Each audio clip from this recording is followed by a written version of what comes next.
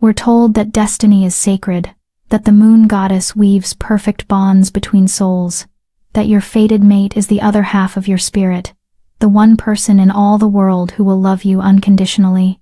We grow up on stories where the mate bond is salvation, where recognition means forever, where destiny guarantees devotion. But when you're standing in front of the entire pack, feeling the golden thread of fate connect you to a man who looks at you like you're nothing, like you're less than nothing, you learn the devastating truth. Destiny doesn't give a damn about your heart. The mate bond can be the cruelest curse the moon goddess ever created. Because what happens when your destined mate takes one look at you and says the words that will shatter your world?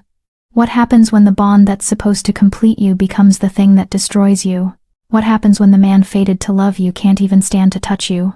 I can tell you exactly what happens. You discover that some fates are worse than death. You learn that rejection isn't just a word, it's a severing, a violence, a death of the future you thought was promised. You realize that everything you believed about love, about worth, about your place in this world, was built on a foundation of lies. And when you're broken into so many pieces you can't even remember what whole felt like, when you've been cast aside by destiny itself, that's when something far more dangerous than fate finds you. That's when the Alpha King decides you belong to him, not because of destiny, not because of some sacred bond written in the stars, but because he wants you, and what the Alpha King wants, the Alpha King claims. This is the story of how I went from being rejected by the mate the moon goddess chose for me, to being claimed by the most powerful and terrifying wolf in all the territories. The story of how I learned that chosen love is infinitely more powerful and more dangerous than destined love could ever be. My name is Lyra Winterborn, and this is the night everything I knew about fate, about love, about myself, fell apart. This is the night I stopped believing in destiny and started believing in something far more terrifying. Before we begin Lyra's journey, a quick note. This story is inspired by this book titled Rejected by the Alpha, a glow-up revenge romance that asks the question, what happens when the wolf everyone underestimated becomes the one they all fear? If you love stories where the broken become powerful, you'll want to check it out. Link in the description. Now, let's dive into Lyra's transformation. Chapter 1. The Rejection. The ceremony hall smells like pine and anticipation. I stand at the edge of the crowd, my hands clasped so tightly in front of me that my knuckles have gone white. Around me, wolves from every corner of the crescent moon pack have gathered for the full moon. Gathering the night when unmated wolves often find their destined partners, when the moon goddess's bonds snap into place like lightning finding ground. I've waited 22 years for this feeling, 22 years of watching others find their mates, of seeing their eyes glaze with that telltale golden shimmer, of witnessing the beautiful violence of recognition, 22 years of being the beta's daughter who still hadn't found her match, who was starting to be whispered about in corners, who made the elders exchange worried glances. My wolf has been restless for weeks, pacing beneath my skin like she knows something I don't. Like she's been waiting for this specific night, this specific moment. You're going to wear a hole in the floor, my younger sister May whispers beside me. She found her mate last year, a kind warrior named Thomas, who looks at her like she hung the moon. They're standing together now, his arm around her waist, completely absorbed in each other. I used to be jealous of that. Now I just feel hollow. I can't help it. I murmur back, scanning the crowd. She won't settle. My wolf, I've never named her, never felt separate enough from her to need a name, is practically clawing at my insides. Her attention is fixed on the far side of the hall, where the ranked wolves are gathered, the alphas, the betas, the strongest warriors, and then I smell it. Pine and midnight rain, cedarwood and something wild, something that makes my wolf surge forward so violently I actually stumble. The scent wraps around me like smoke, like a drug, and suddenly, I can't breathe, can't think, can't do anything but follow that scent to its source. Lyra? May's voice sounds distant, concerned, but I'm already moving. The crowd parts instinctively as I walk, though I barely notice.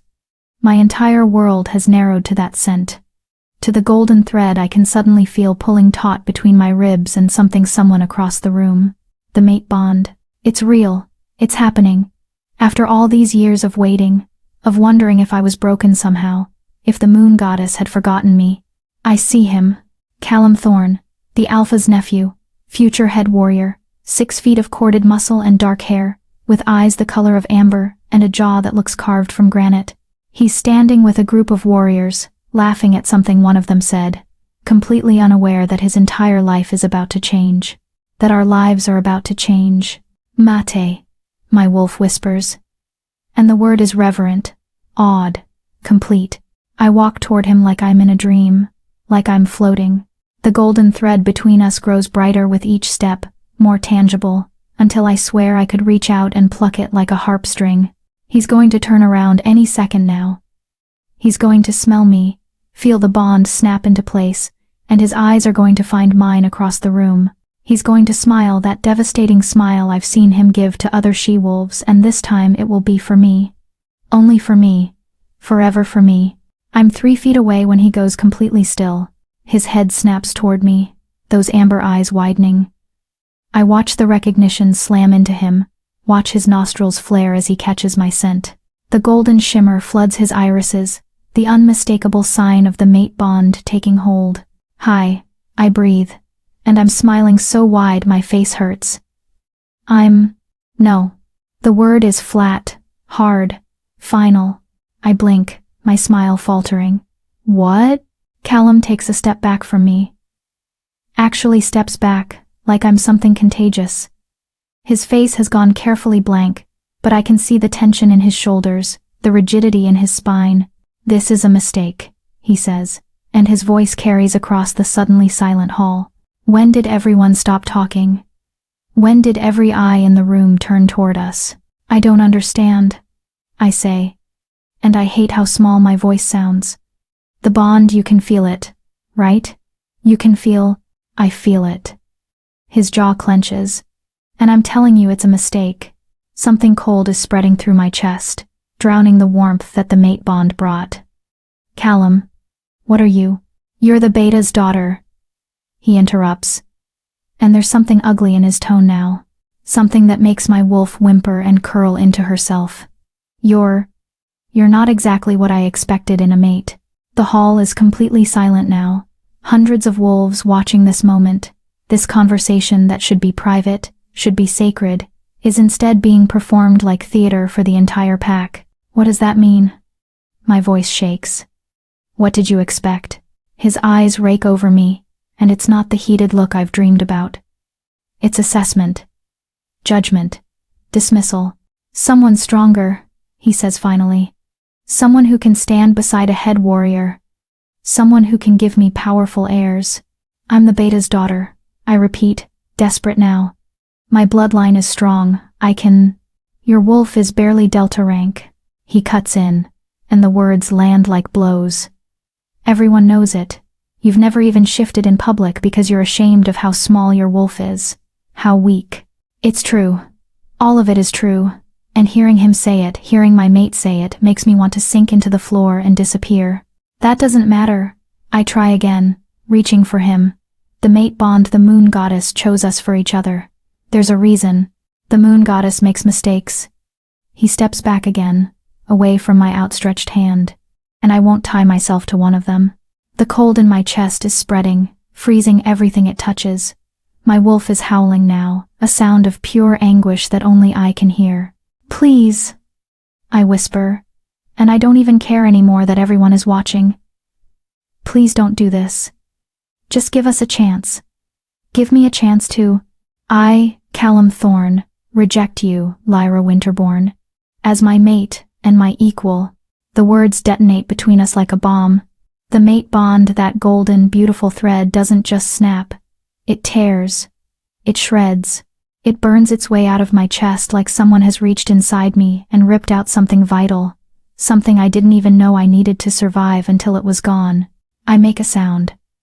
I don't know what kind of sound. Something animal and broken. The pain is indescribable. Like every nerve ending in my body is on fire. Like my soul is being cleaved in two. The rejection burns through me in waves, each one worse than the last, until I'm on my knees on the ceremony hall floor and I don't even remember falling. Through the agony, I hear voices. Someone help her. Moon goddess. What was he thinking? She looks like she's dying. Maybe I am dying. Maybe this is what dying feels like. Lyra. May's hands are on my shoulders, but I can barely feel them through the pain. Lyra, breathe. You have to breathe. I can't breathe. Can't do anything but shake and hurt, and feel the empty space where the mate bond used to be, where something precious and sacred was torn away before I even had a chance to understand what it meant. Someone is crying. High, desperate sobs that echo off the ceremony hall's vaulted ceiling. It takes me too long to realize the sounds are coming from me. Get her out of here, a deep voice commands. My father. The beta. He sounds furious and heartbroken in equal measure.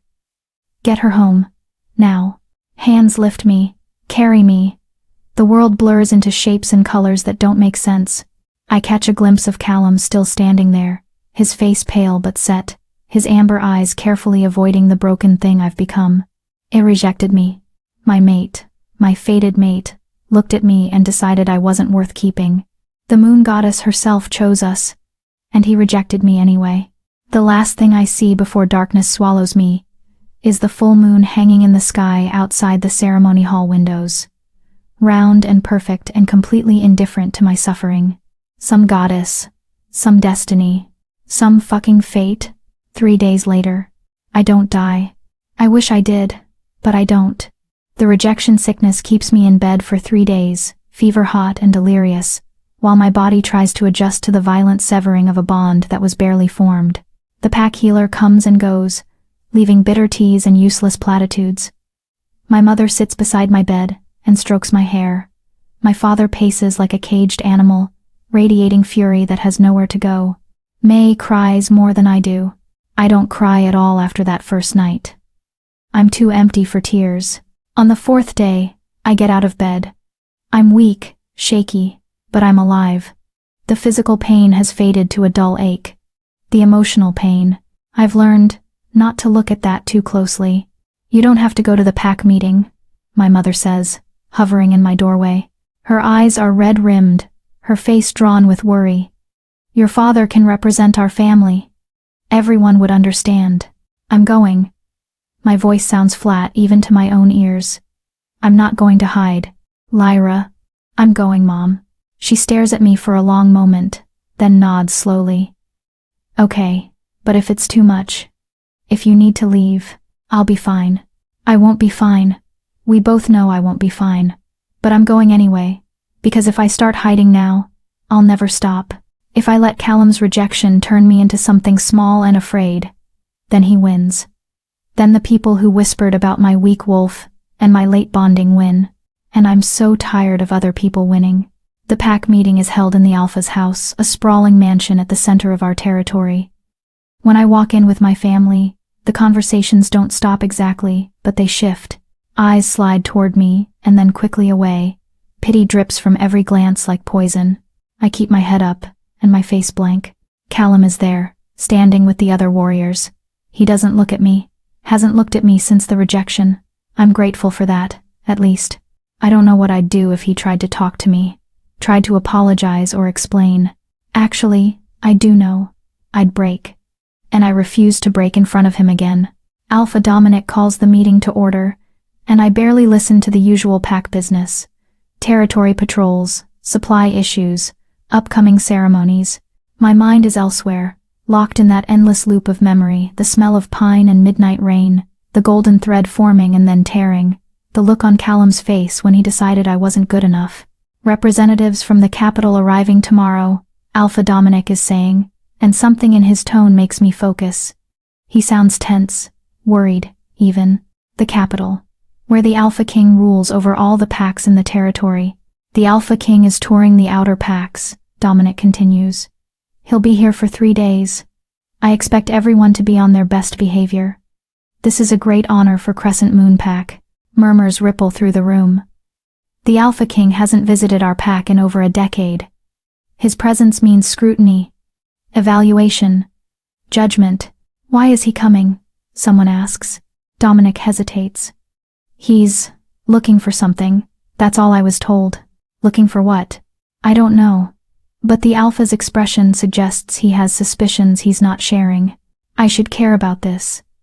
A visit from the Alpha King is significant, potentially dangerous depending on what he finds. But I can't make myself feel anything beyond the hollow ache where my mate bond used to be. Let the Alpha King come. Let him judge us all. What does it matter? Nothing matters anymore. The meeting ends, and I'm heading for the door when I hear my name. Lyra. Wait. I turn to find Elder Miriam approaching, her ancient face creased with concern. She's one of the oldest wolves in the pack, a keeper of traditions and history. Yes, Elder, I ask, summoning a politeness I don't feel. She takes my hands in hers, her skin papery and cool. I'm sorry for what happened to you, child. A rejection is a terrible thing. Thank you, I say automatically. But you should know. She leans closer, her voice dropping to a whisper. A rejection doesn't mean your story is over. Sometimes the moon goddess's first choice isn't her final one. I stare at her. What does that mean? It means fate is more complicated than we teach the young ones. It means sometimes we have to be broken before we can be remade into what we're truly meant to be. Her eyes are strange, distant, like she's seeing something I can't. The Alpha King's visit isn't a coincidence, Lyra. Nothing is ever a coincidence. Before I can ask what she means, she pats my hands and shuffles away, leaving me standing there with a cold feeling spreading through my stomach. The Alpha King is coming, and somehow, I have the terrible suspicion that when he arrives, everything is going to change again. I just don't know if I can survive another change. I've barely survived this one. Chapter 2. The Alpha King arrives. The Alpha King arrives at dawn. I'm in the training yard when the howl echoes across the territory, the formal announcement of a visiting Alpha. But this isn't just any Alpha. This howl carries power that makes every wolf in the pack stop what they're doing and turn toward the sound like flowers following the sun. I've been coming to the training yard every morning since the rejection. Not to train with the others, I gave up on that humiliation years ago, but to run.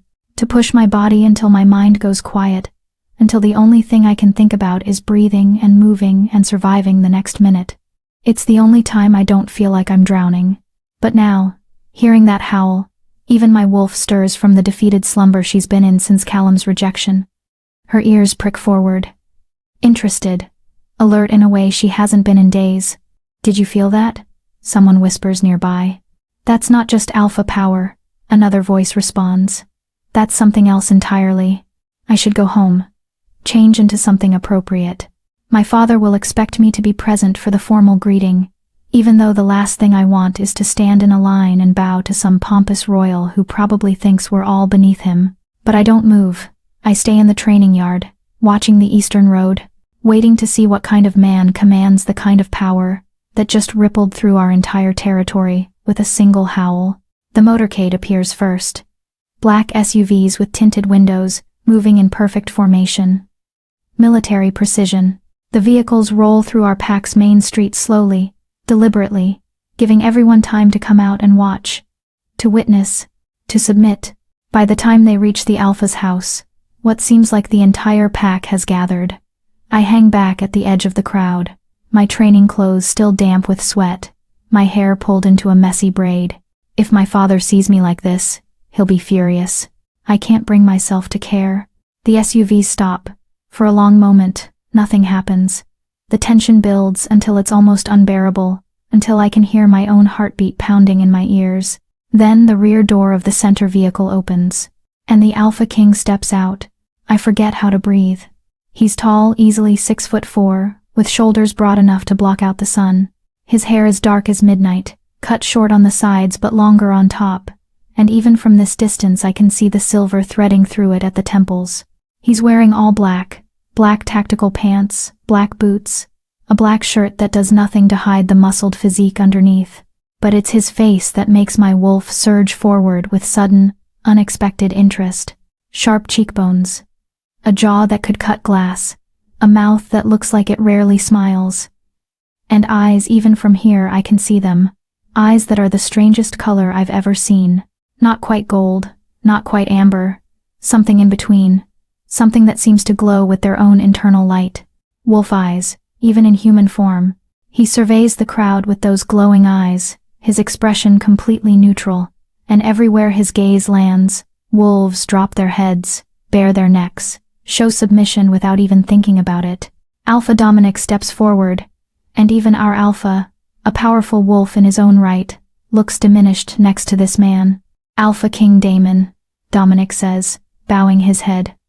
Welcome to Crescent Moon Pack. We're honored by your presence. So that's his name, Damon. The Alpha King nods once, a gesture that somehow manages to be both acknowledgement and dismissal. Alpha Dominic, thank you for your hospitality. His voice is deep, resonant, with an edge of gravel that makes my skin prickle with awareness. It's a voice that commands, that expects obedience, that brooks no argument. It's terrifying. Please. Dominic gestures toward the house. We've prepared quarters for you and your men. If there's anything you need, I'll let you know. The Alpha King's eyes are still scanning the crowd, looking for something. Or someone. And then, his gaze lands on me. Everything stops. I don't know how to explain what happens in that moment. It's not the mate bond, I know what that feels like. And this isn't it. But it's something. Some recognition. Some connection that snaps into place like a key turning in a lock. His eyes, those strange, glowing eyes, lock onto mine with an intensity that makes my knees weak. He doesn't look away, doesn't even blink. Just stares at me like I'm the only person in the entire crowd, like everyone else has ceased to exist. My wolf, who has been a ghost since the rejection, suddenly comes roaring back to life. She doesn't howl, mate, like she did with Callum. Instead, she does something I've never felt her do before. She bows. Not in submission, not in fear, in recognition, respect. I don't understand it, and I don't have time to analyze it because the Alpha King is moving toward me. The crowd parts instantly, wolves scrambling to get out of his way. Dominic is saying something, probably asking where he's going, but the Alpha King ignores him completely. His attention is fixed on me with laser focus, and with each step he takes, my heart pounds harder. He's going to walk right past me, I tell myself. He's looking at something behind me. There's no reason for the Alpha King to be interested in a broken, rejected Omega who can barely shift without embarrassment. He stops directly in front of me. Up close, he's even more overwhelming. Taller, broader, more powerful than any wolf I've ever encountered. His scent hits me like a physical force, winter frost and ancient forests, smoke and something wild that makes my mouth go dry. You, he says, and that single word feels like a brand. I can't speak, can barely think, can only stare up at him while my wolf does something strange and submissive and eager all at once. What's your name? His voice is quieter now, meant only for me, but it still carries that commanding edge. Lyra. I hate that I stutter. Lyra Winterborn. Something flickers in those glowing eyes. Winterborn. The Beta's daughter? How does he know that? Yes. He takes a step closer, and I can feel the heat radiating off him, the sheer presence of his wolf pressing against mine. But it doesn't feel threatening. It feels curious, assessing. You've been rejected recently. It's not a question. The words hit me like a slap. How does he know? Is it written on my face? Can he smell it on me? The sickness, the broken bond, the shame? My voice cracks. Yes. By who? That's not. I swallow hard. It doesn't matter. It matters to me. Why? I want to ask. Why would the Alpha King care about a rejected Omega from some outer pack he's probably never thought about before today? Callum Thorne, I finally whisper. The Alpha's nephew. The temperature seems to drop 10 degrees. The Alpha King's face remains neutral, but something dangerous flickers in his eyes. Something that makes my survival instincts scream. Show me, he says. Show you what? Your wolf. Horror floods through me. I can't, I'm not. That wasn't a request. The command in his voice activates something primal in my wolf. Something that has nothing to do with choice, and everything to do with the hierarchy hardwired into our species. An Alpha King's command isn't like a regular Alpha's. It's absolute, irresistible. Before I can stop her, my wolf surges forward. The shift is quick but painful, it always is for me. My bones crack and reform. My muscles tear and rebuild, and then I'm on 4 legs instead of 2. My clothes shredded around me. Shame burns through me as I stand there in wolf form. I know what I look like. Small for a she-wolf, barely larger than a human German shepherd. My coat is a plain brown, nothing special, nothing remarkable. I'm Delta rank at best, maybe even lower. I'm the weak wolf everyone whispers about. The crowd is silent. I can feel their pity, their second-hand embarrassment. Can feel Callum somewhere in the gathering, probably vindicated in his decision to reject me. But the Alpha King, he's staring at me with an expression I can't read. He circles me slowly, studying every inch of my wolf form, and I want to sink into the ground and disappear. Shift back, he says finally. I do, grateful when someone tosses a blanket over my naked form. I clutch it around myself, unable to meet anyone's eyes, unable to bear seeing my humiliation reflected back at me. Your wolf is small, the Alpha King says, and I flinch. But she's not weak. I look up, startled. What? Delta rank. He tilts his head, those strange eyes studying me. But not because of power deficiency, because of suppression. I don't understand. Your wolf is being held back by something. Trauma. Maybe. Or a curse. He pauses. Or both. A curse? That's ridiculous. No one in my pack practices that kind of magic. We're traditional wolves, not witches. There's no curse, I say firmly. Isn't there? His gaze intensifies. Tell me, Lyra Winterborn, how long have you been unable to shift properly? How long have you felt like your wolf was locked away, just out of reach? My entire life, I want to say. But that can't be right. Wolves aren't cursed. Things like that don't happen. I need to speak with her, the Alpha King announces, turning back to Alpha Dominic. Privately. Your Majesty, Dominic says carefully, perhaps it would be more appropriate if I wasn't asking for permission. The Alpha King's voice drops to something dangerous. I'm telling you what's going to happen. Lyra Winterborn will meet me in whatever quarters you've prepared. In 1 hour. Alone. The command ripples through the pack, undeniable and absolute. My father steps forward, his beta instincts warring with his paternal ones. Your Majesty, my daughter has been through a significant trauma, perhaps some time to recover. 1 hour, the Alpha King repeats, and this time the command is laced with alpha power that makes even my father bare his neck in submission. Then he turns back to me, and his expression softens just slightly, just enough that I can see something almost like gentleness underneath all that power.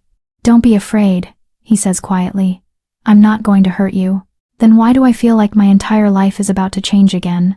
Why do I feel like I'm standing on the edge of a cliff, and the Alpha King is about to push me off? He walks away, his men falling into formation around him, and the crowd slowly disperses. But I can feel their eyes on me, their questions, their speculation, their judgment. The Alpha King singled me out, the broken, rejected Omega that even her fated mate didn't want. What could he possibly want with me? 58 minutes later, I'm standing outside the guest quarters in the Alpha's house, wearing the nicest dress I own. A simple blue sundress that my mother insisted I change into, and trying not to hyperventilate. My father wanted to come with me. My mother wanted to wait outside, but the Alpha King's command was clear. Alone. So here I am, alone, about to enter a room with the most powerful wolf in all the territories, and I have no idea why. I raise my hand to knock, but the door opens before my knuckles make contact. A man stands there, not the Alpha King, but one of his guards.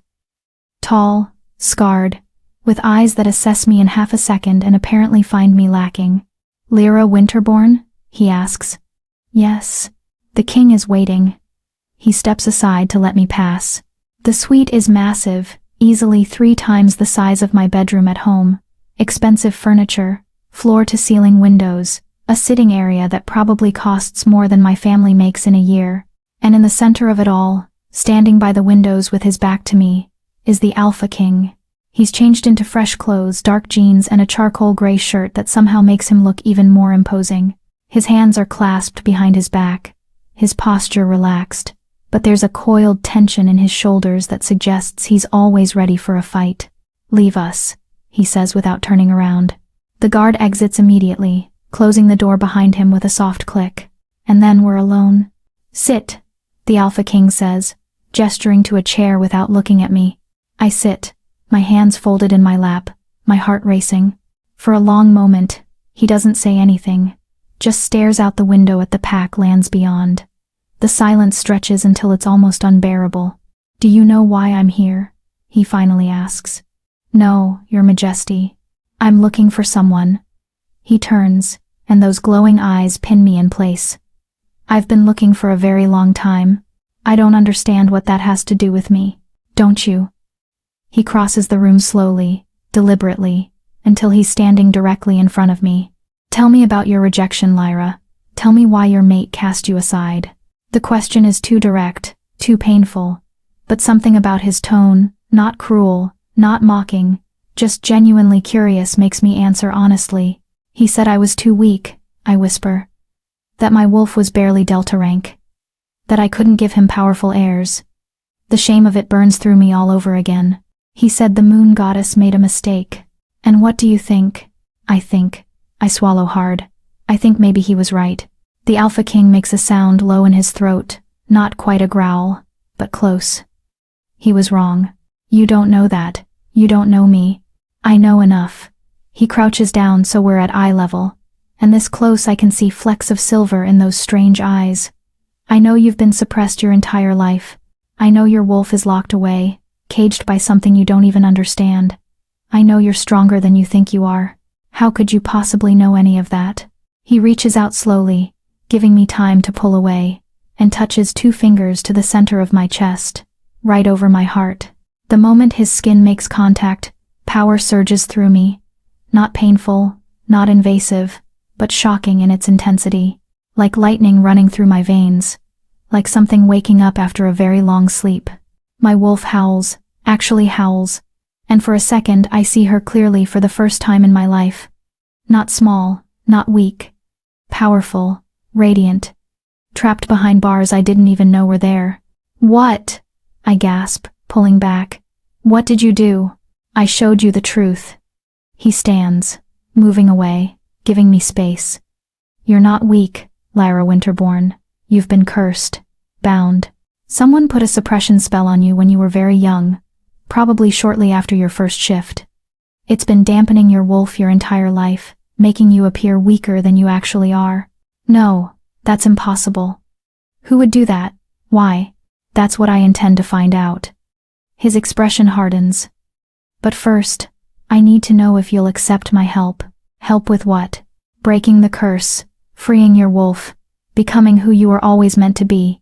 He pauses, and something intense flashes in his eyes. "And then, if you're willing, I want you to come back to the capital with me." The world tilts sideways. "What?" "I'm claiming you, Lyra Winterborn." His voice is firm, absolute, brooking no argument. "Not as a mate. I'm not your fated mate, and I won't pretend otherwise. But as mine. Under my protection. In my pack." "I don't understand. Why would you?" "Because you're what I've been looking for." He moves closer again, and this time there's something almost hungry in his expression. "Because I can feel the power locked inside you, and I want to see what happens when you're finally free. Because your mate was a fool to reject you, and I'm not a fool." My mind is spinning. This can't be real. The Alpha King can't be standing here offering to... What? Take me away from my pack? Break a curse I didn't even know existed? Claim me as his? This is insane. I breathe. "Yes," he agrees. "It is, but that doesn't make it any less true." He extends his hand toward me. "So what do you say, Lyra? Will you let me help you? Will you come with me and discover who you really are?" I stare at his hand, at the choice he's offering me. Stay here in Crescent Moon Pack, where everyone knows I was rejected. Where I'll always be the broken Omega who wasn't good enough for her fated mate. Where I'll spend the rest of my life being pitied and whispered about. Or go with him, with the Alpha King, into the unknown, into danger, into a future I can't even begin to imagine. My wolf is howling at me to take his hand, not because of a mate bond, but because she recognizes something in him. Something that calls to the power trapped inside us both. If I say yes, I ask quietly, can I ever come back? If you want to. His hand doesn't waver. But I don't think you'll want to. I think once you see what you're capable of, once you understand what was stolen from you, you won't want to go back to being small. He's right. I know he's right. I can feel it in my bones. I'm so tired of being small. So tired of being weak. So tired of being rejected and pitied, and treated like I'm something broken that needs to be hidden away. Maybe it's time to find out what happens when I stop accepting what everyone else thinks I am. Maybe it's time to become something else entirely. I take his hand. His fingers close around mine, warm and strong and sure. And when his eyes meet mine, I see something that looks almost like satisfaction. Good, he says. We leave at dawn. And just like that, my life changes again. But this time, I'm the one choosing the change. This time, I'm the one taking the leap. I just hope I survive the fall. Chapter 3. The Journey to the Capital. I don't sleep that night. How could I? In less than 12 hours, I've gone from being the pack's reject to being claimed by the Alpha King. From believing I was weak to learning I've been cursed. From having no future to suddenly having one that terrifies and exhilarates me in equal measure. My parents don't know what to make of it. This is highly irregular. My father keeps saying, pacing the length of our living room like a caged animal. The Alpha King doesn't just claim wolves from outer packs. There are protocols, procedures. He's the Alpha King, my mother interrupts gently. He doesn't need protocols. But why, Lyra? Why our daughter? He stops pacing and looks at me, and I can see the fear beneath his confusion. What does he want with you? I wish I had an answer that made sense. He said I've been cursed, that my wolf has been suppressed. That's ridiculous, my father says immediately. No one in this pack practices dark magic. And even if someone did, why would they target you? You were just a child. I don't know, Dad. I'm sitting on the couch, my hands wrapped around a cup of tea that's gone cold. But when he touched me, I felt something, like my wolf was bigger than I thought. Stronger. My mother sits beside me, taking my hand. Are you sure about this, sweetheart? You don't have to go with him. No matter what he commands. You're still a member of this pack. We can protect you. Can they? Can anyone protect someone from the Alpha King if he's truly decided he wants them? But that's not even the real question. The real question is, do I want to be protected from him? I want to go, I say quietly, and I'm surprised to realize it's true. I want to know what he's talking about. I want to understand why I've always felt like my wolf was locked away, just out of reach. And I take a shaky breath. I want to stop being the weak one, the rejected one.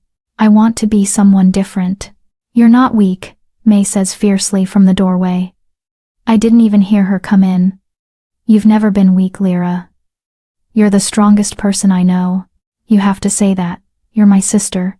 I say it because it's true. She comes over and kneels in front of me, her eyes bright with unshed tears.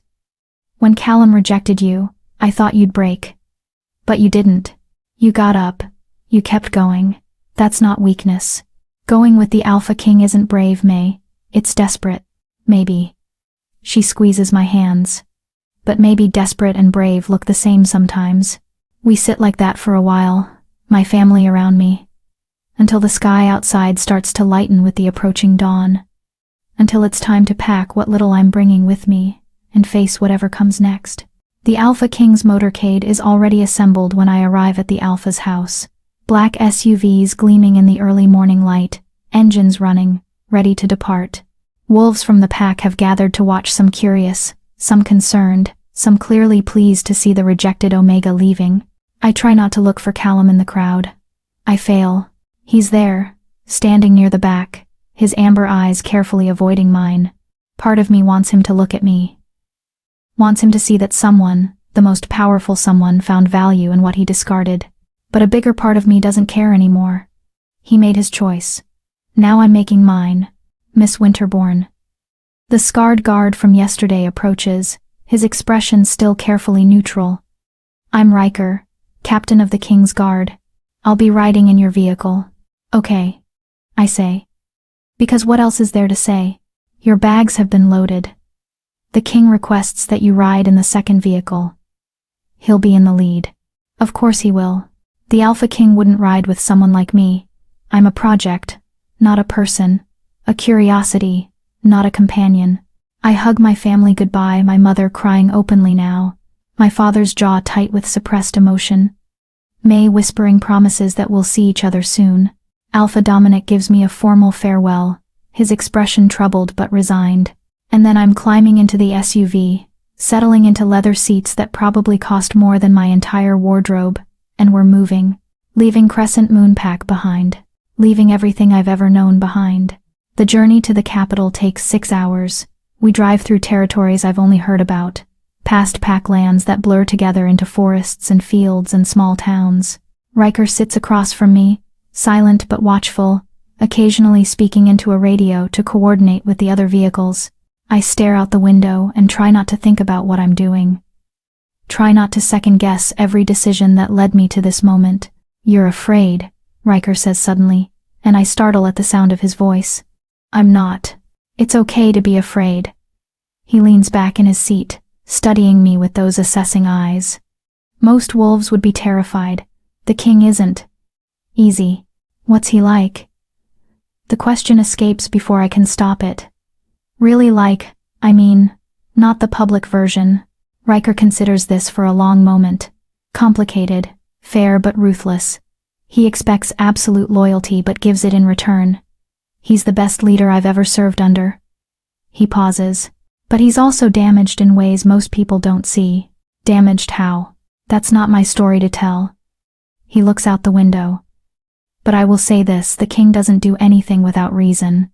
If he's claimed you, if he's bringing you to the capital, it's because he sees something in you that he needs, or wants, or both. That's not exactly comforting. It's not meant to be, it's meant to be honest. He meets my eyes. The king values honesty above almost everything else. If you want to survive at the capital, remember that. Never lie to him. Even if the truth is ugly, even if you think it will anger him, he can handle truth. Lies are what make him dangerous. I file that information away, adding it to the growing list of things I need to remember. Need to understand about the man who's turned my life upside down. We stop once, at a rest area, for food and fuel. I catch a glimpse of the Alpha King emerging from the lead vehicle, surrounded by his guards, moving with that predatory grace that makes every eye turn toward him. He doesn't look at my vehicle, doesn't acknowledge me. I tell myself I'm relieved. I'm lying. When we finally arrive at the capital, the sun is beginning its descent toward the horizon, painting the sky in shades of orange and gold. The city rises before us, like something out of a dream, gleaming towers of glass and steel mixed with older stone buildings, all of it surrounded by a massive wall that speaks of both protection and containment. Welcome to Eclipse City, Riker says, the heart of the Alpha King's territory. It's beautiful and intimidating in equal measure. We pass through gates manned by guards who snap to attention as the motorcade approaches, their eyes following our vehicles with intense focus. The streets inside the walls are wider than any I've seen, lined with shops and restaurants and wolves going about their business. But everything stops when we pass. Wolves freeze mid-step, mid-conversation, turning to watch the Alpha King's vehicles roll by. Some bow their heads, others press their hands to their hearts in a gesture of respect. This is what real power looks like, I realize. Not just strength, but devotion. These wolves don't just fear their king. They revere him. The motorcade winds through the city until we reach what can only be described as a palace. A massive structure of white stone and dark glass, surrounded by manicured gardens and more guards than I can count. It's beautiful and terrifying, ancient and modern, a physical manifestation of the wolf who rules from within it. We pull up to a circular drive, and Riker opens the door for me. This way, Miss Winterbourne. I step out on shaky legs, overwhelmed by the sheer scale of everything. The Alpha King is already striding toward the entrance, his guards flanking him, his presence commanding attention from every wolf in sight. Lyra. His voice cuts through the commotion, making me jump. He stopped at the entrance, turned back to look at me. Keep up. It's not cruel, just matter of fact.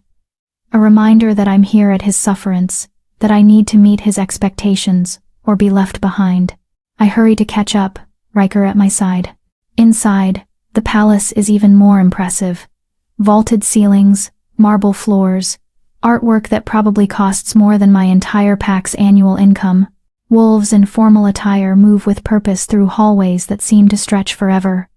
All of them stopping to bow as the Alpha King passes. He doesn't acknowledge any of them.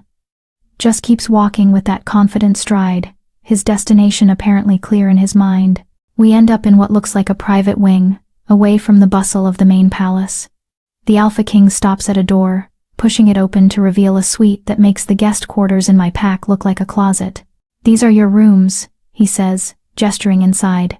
"You'll stay here while we work on breaking your curse. These are..." This is too much? I stammer, taking in the enormous bedroom, the sitting area, the bathroom visible through another door that looks like it contains a tub the size of a small pool. "You're under my protection now. You'll be housed accordingly." He moves to leave, then pauses. "Dinner is at 8. Someone will come to get you." Wait. I don't know where the courage comes from, but I can't let him leave without asking. "Why are you doing this? Really?" He turns back, and for a moment, I see something flicker in those glowing eyes. Something that looks almost like loneliness. "Because 10 years ago, I made a promise," he says quietly, "and I've been looking for a way to keep it ever since. You might be that way. I don't understand." "You will." He steps into the hallway. "Get some rest, Lyra. Tomorrow, we begin." And then he's gone, leaving me alone in a palace room, in a city I don't know, with more questions than answers. 3 hours later, a knock at the door startles me out of my anxious pacing. I've spent the last few hours exploring the suite, taking a shower in that ridiculous bathtub, and trying on the clothes I found in the closet, all new, all in my size, all far more expensive than anything I've ever owned. Someone anticipated my arrival. Someone prepared for me. The thought is both flattering and unnerving. I open the door to find a woman standing there, petite, with dark hair pulled into a severe bun and sharp green eyes that assess me in a single glance. "Lyra Winterborn?" she asks. "Yes. I'm Elena, the king's personal assistant. I'm here to escort you to dinner." "Oh, okay." I glance down at the simple dress I put on, emerald green, knee-length, the nicest thing from the closet.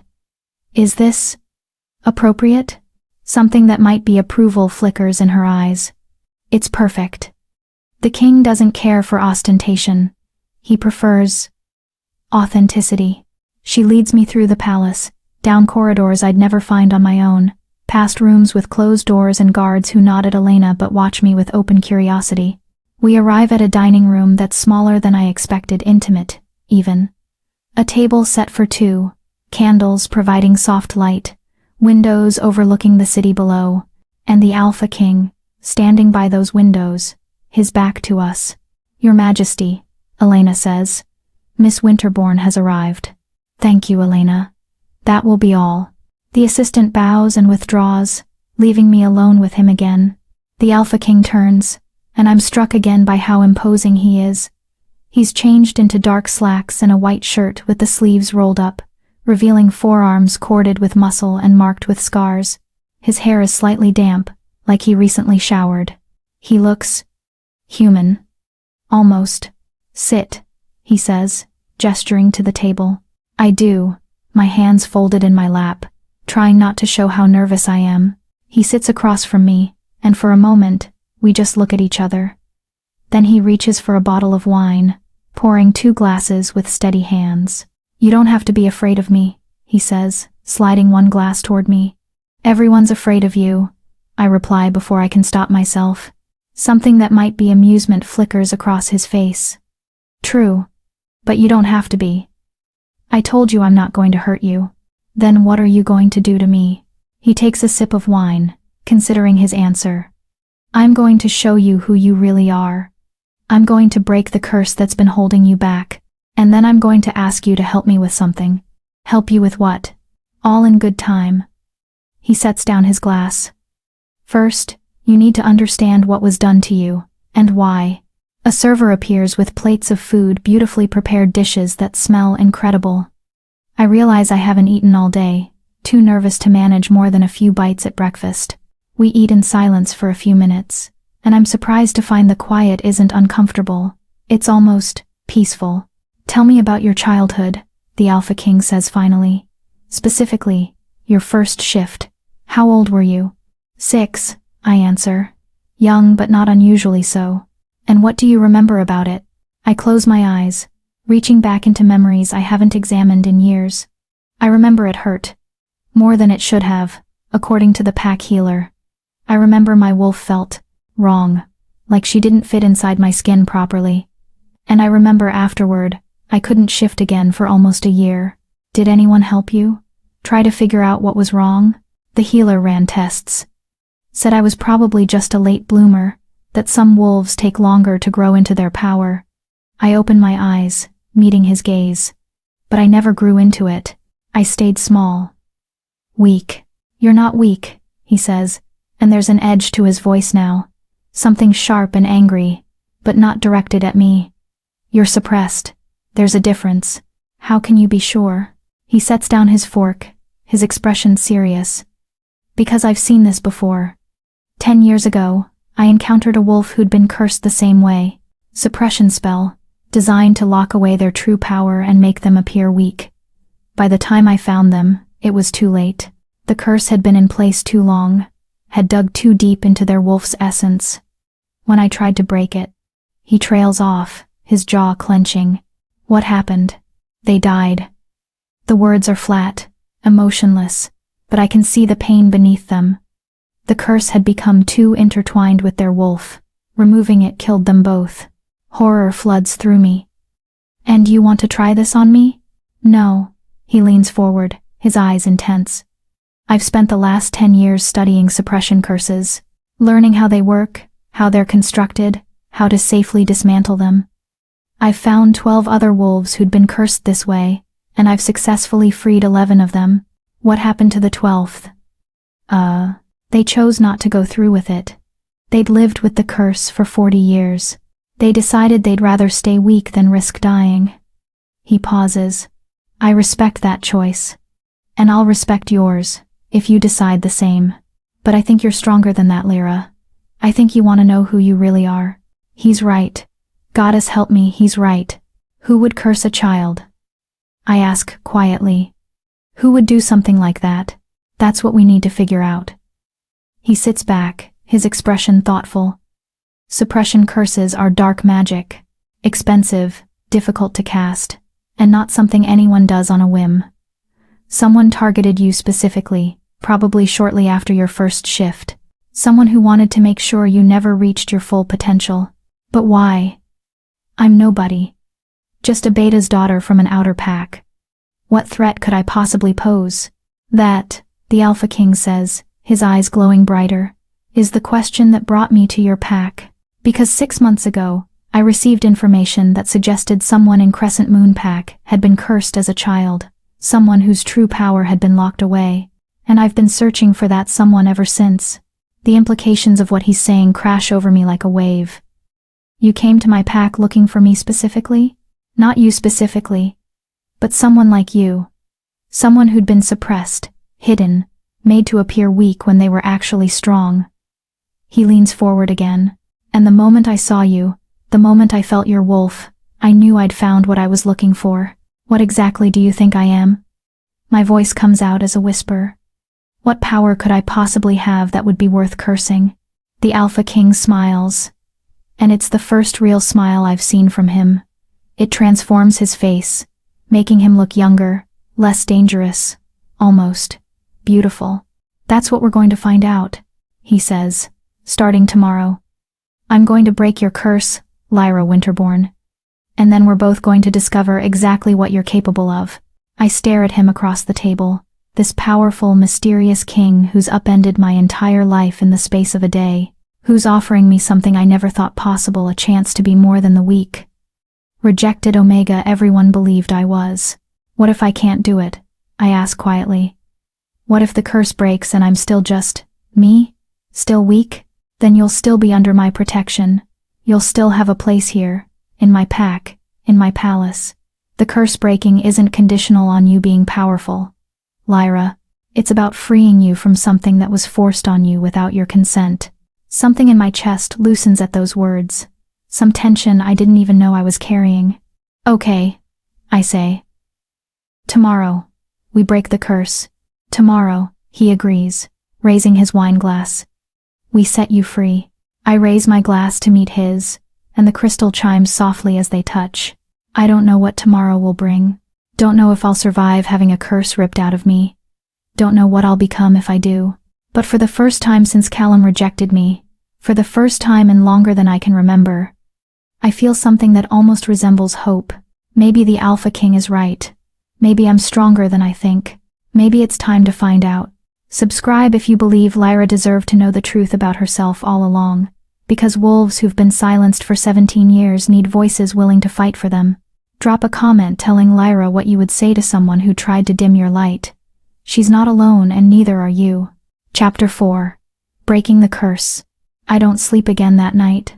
Every time I close my eyes, I see the Alpha King's face when he talked about the wolf who died. The pain beneath the carefully controlled expression. The weight of a failure he's carried for 10 years. What if I'm the next failure? What if tomorrow, when he tries to break this curse, I die on some palace floor while he watches, helpless to stop it? What if Callum was right, and I'm not strong enough for any of this? By the time dawn breaks, painting my room in shades of pink and gold, I've convinced myself a dozen times to run, to slip out of this palace and disappear into the city, to find my way back to Crescent Moonpack and accept my fate as the rejected Omega who wasn't worth keeping. But I don't run, because beneath the fear, beneath the doubt, there's something else, something that's been growing since the moment the Alpha King touched my chest, and I felt my wolf, my real wolf, howl with recognition. I want to know. I need to know. Even if it kills me, I need to know who I really am. The knock comes at 7. Elena, perfectly composed as always, her expression giving nothing away. "Good morning, Miss Winterbourne," she says. "The king requests your presence in the ritual chamber." Ritual chamber? My voice comes out hoarse. That sounds ominous. It's where he breaks curses. She studies me for a moment, and something almost like sympathy crosses her face. "You should eat something first. You'll need your strength." She's brought a tray, toast, eggs, fruit, tea. I force myself to eat, though everything tastes like ash in my mouth.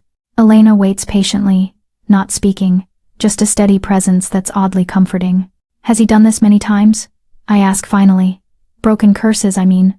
12 times, as he told you. I've been present for the last 8. She pours more tea into my cup. It's not pleasant to watch, but he's very good at what he does. "The one who died," I trail off, not sure how to ask, "was before my time. But I know it haunts him." Elena meets my eyes. "He won't let it happen again, Miss Winterbourne. He'll die himself before he lets another wolf die on his watch." The certainty in her voice should comfort me. Instead, it just adds another layer of pressure. Not only do I have to survive this for myself, but I have to survive it for him. For the Alpha King who's carrying the ghost of one failure and doesn't need another. When I can't force down another bite, Elena leads me deeper into the palace. Downstairs I didn't know existed, through corridors that grow progressively older, more primal. The modern palace gives way to ancient stone, to walls that feel like they've stood for centuries. "This is the oldest part of the structure," Elena explains. "Built when the first Alpha King claimed this territory, over 500 years ago. Some of the pack's most important rituals happen down here." We reach a heavy wooden door, and she knocks 3 times. A pause then. "Enter." The ritual chamber is not what I expected. It's circular, carved entirely from dark stone, with a domed ceiling that makes every sound echo. Candles provide the only light, hundreds of them arranged in intricate patterns on the floor. And in the center of it all, drawn in what looks like salt or chalk, is a massive circle filled with symbols I don't recognize. The Alpha King stands at the edge of the circle, dressed all in black, his eyes already beginning to glow with that strange light. But he's not alone. An old woman sits in a chair near the wall, So ancient she looks like she might crumble to dust at any moment. Her hair is pure white, her face a map of wrinkles. But her eyes are sharp and bright and knowing. "Ah," she says, her voice surprisingly strong. "So this is the one." "Lyra," the Alpha King says. "This is Grandmother Iris. She's the pack's eldest witch, and she'll be assisting with the ritual." "Witch," I echo weakly. "Half witch, half wolf," Iris corrects, pushing herself to her feet with surprising grace. "A rare combination, useful for this sort of thing." She approaches me, those sharp eyes studying every inch of my face. Yes, I can see it. The suppression. It's woven through you like a parasite." Her words make my skin crawl. "Can you remove it?" "I can help him remove it," she says, gesturing to the Alpha King. "But make no mistake, child, this is going to hurt. The curse has been part of you for so long that tearing it out will feel like tearing out pieces of your soul." "How comforting," I mutter. She laughs, a sound like dry leaves rustling. "I like this one, Damon. She's got spine." Damon.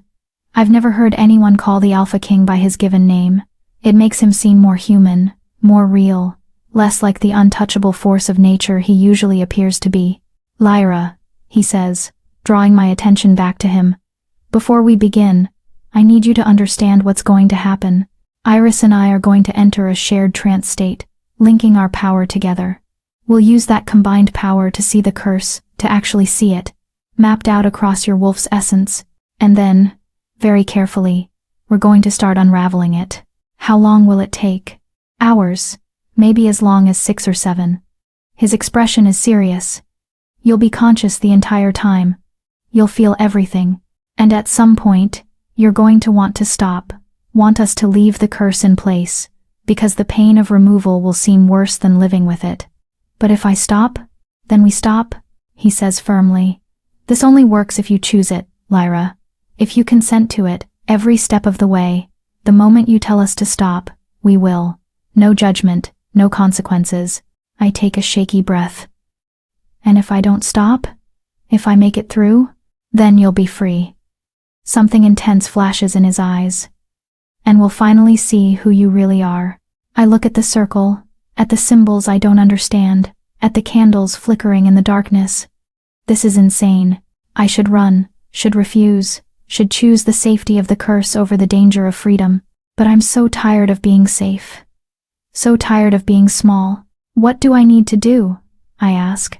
Relief crosses the Alpha King's Damon's face. "Step into the circle, sit in the center, and trust us." Trust. Such a simple word for something so complicated. But I do trust him. Goddess knows why. But I do. I step into the circle, careful not to disturb any of the symbols, and sit cross-legged in the center. The stone is cold beneath me, and I'm suddenly aware of how thin my clothes are. Just a simple shirt and leggings that Elena had laid out this morning. Damon and Iris take positions on opposite sides of the circle, sitting cross-legged like me, forming a triangle. "Close your eyes," Iris instructs. "Focus on your breathing. Find your wolf." I do, sinking inward, searching for the presence that's been a part of me since I was 6 years old. She's there, as always, but distant, muted, like she's behind a thick wall of glass. "I'm going to begin the chant," Iris says. "Don't be alarmed. It's an old language, older than the Pax. It's the language of magic itself." She starts speaking, words I don't understand flowing from her mouth in a rhythmic pattern. The air in the chamber changes, growing heavy, charged with power. I feel it pressing against my skin, seeping into my pores. Then Damon joins in, his deeper voice weaving through Iris's, creating a harmony that makes my bones vibrate. The power intensifies, building, spiraling, until I can barely breathe through the weight of it, and then it enters me. I gasp, my eyes flying open. The chamber is glowing, the symbols on the floor pulsing with light, the candles burning brighter, and Damon and Iris both surrounded by auras of power. His is silver white, pure alpha dominance. Hers is green gold, wild and ancient. "Look inward," Damon commands, his voice echoing strangely. "Look at your wolf. Can you see her?" I close my eyes again. focusing past the power flooding my system, and, oh goddess. I can see her, actually see her, like a vision projected inside my mind. My wolf, curled in on herself, and wrapped around her like chains are threads of sickly black-green light. Hundreds of them, thousands, binding her legs, her muzzle, her chest, her throat. I see it, I whisper. The curse. It's everywhere. Good, Iris says. Now hold very still, child. We're coming in. The power that's been swirling around me suddenly focuses, becoming two distinct presences in my mind. Damon and Iris, their consciousness merging with mine. Seeing what I see. Fuck, Damon breathes, and the curse in his voice tells me how bad it is. Whoever did this was powerful. This is masterwork. And old, Iris adds. 16, 17 years at least. It's had time to root deep. Can you remove it? My mental voice sounds small, afraid. Yes. Damon's presence moves closer, examining the threads. But Iris was right. This is going to hurt. I'm ready. No, you're not, he says, not unkindly. No one's ever ready.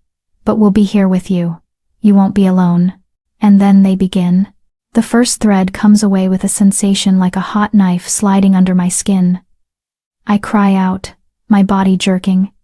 But Damon's voice cuts through the pain. Breathe, Lyra. Focus on breathing. The second thread is worse. The third makes me scream. By the 10th, I'm sobbing. Please, I gasp. Please, it hurts. I know. Damon's voice is steady, anchoring. I know it hurts. But look at your wolf. Look at her. I force myself to look, and even through the pain, I can see the difference. Where the threads have been removed, my wolf's fur is brighter, healthier. She's lifting her head, her eyes opening, awareness returning. She's waking up, I whisper. She is, Iris confirms. Keep going, child. We're maybe a 10th of the way through. A 10th. Goddess, help me. Only a 10th. The next hour is agony. Pure, unrelenting agony, as they methodically remove thread after thread, layer after layer of curse. I scream until my voice goes hoarse. I beg them to stop. I threaten. I plead. I promise things I'll never remember later. But through it all, Damon's voice is there. Steady. Unshakable. You're doing so well, Lyra. Just a little more. Stay with us. Don't give up. My wolf is struggling now, fighting against the remaining threads, desperate to break free. The pain of her struggles combines with the pain of the removal, until I can't tell where one ends and the other begins. Halfway, Iris announces. The worst is behind us now, child. Liar, it gets worse. Because, as more threads come away, my wolf gets stronger. And stronger means more aware of what's been done to her, of what's been stolen from her. She starts to howl a sound of rage and grief that echoes through my mind like a siren. She's furious, betrayed, hurt beyond measure by years of suppression, years of being locked away. Easy, Damon soothes, his presence wrapping around both of us. Easy, little wolf. We're almost there, almost free. Hours pass, or maybe minutes. Time has lost all meaning in this place of pain and power. There's only the removal, the slow, agonizing process of unmaking what someone made, of freeing what someone bound. Last layer, Iris finally says, and I could weep with relief. This one's wrapped around her heart, Damon. It's going to be delicate. I see it. His presence moves closer, and I feel his focus sharpen to a razor's edge. Lyra, this is the most important part. You need to stay absolutely still. If I slip, if I cut wrong, I could damage your wolf's essence permanently. Okay, I manage. Though I'm shaking so hard, I don't know how I'll stay still. Look at me. It's a command, and even in this mental space, I obey. Damon's presence manifests before me, not his physical form, but his essence. Pure power, pure dominance, pure focused will.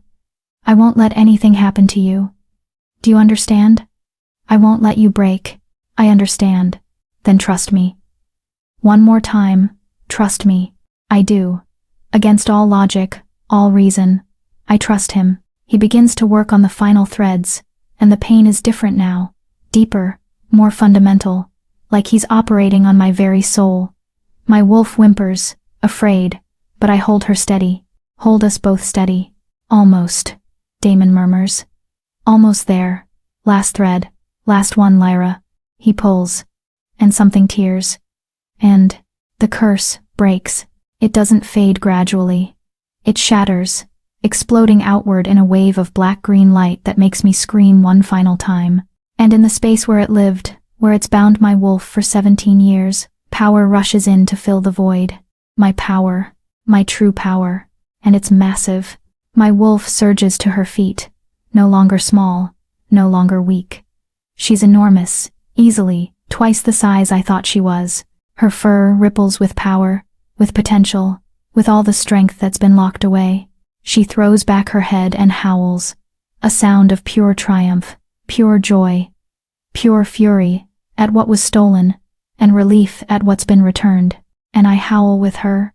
In the physical world, my body convulses. Light pours from my skin. Not the golden light of a normal wolf, but something else. Something that makes Iris gasp and Damon go very, very still. Impossible. Iris breathes. Not impossible, Damon says, and there's something like awe in his voice. Just very, very rare. The light fades. The power settles. And I open my eyes to find myself lying on the stone floor, every muscle in my body screaming, but alive. So alive. What? I try to sit up and nearly fall. Damon catches me, his hands steady on my shoulders. What am I? He looks at me, those glowing eyes filled with something I can't name, and smiles. You, Lyra Winterborn, he says, are a lunar wolf. The first one born in over 300 years. Chapter 5. Discovery of Power. A lunar wolf? I repeat, the words feeling foreign on my tongue. What does that mean? Damon helps me sit up properly, but doesn't release me. I'm grateful for that. I'm not sure I could stay upright on my own. Every part of me feels wrung out, hollowed, and simultaneously filled with something vast and unfamiliar. It means, Iris says, shuffling closer, her ancient eyes bright with wonder, that you are blessed by the moon goddess herself. Lunar wolves are born once in a generation, if that. They carry power that goes beyond the normal hierarchy, beyond alpha, beyond even what most of us understand. But I've always been weak, because someone made sure you stayed weak. Damon interrupts, his voice hard.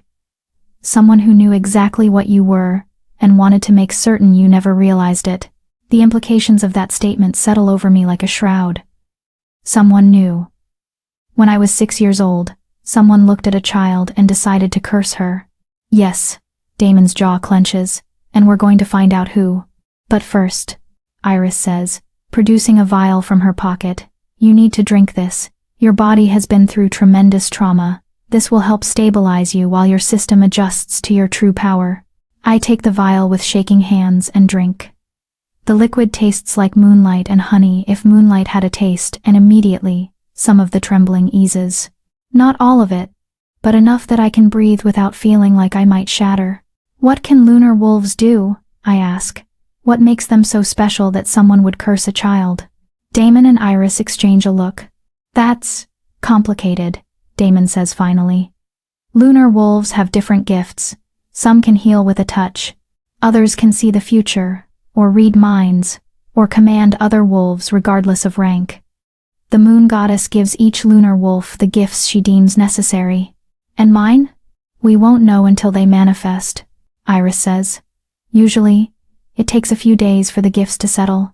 Your wolf has been suppressed for so long that she'll need time to remember what she's capable of. I close my eyes, reaching inward again. My wolf is still there, no longer bound, pacing in my mind with restless energy. She's not small anymore. She's magnificent silver-white fur that seems to shimmer with its own light, eyes that glow the same strange color as Damon's, a presence that feels ancient and new all at once. I need to shift, I say suddenly. I need to. I have to see her. My real wolf.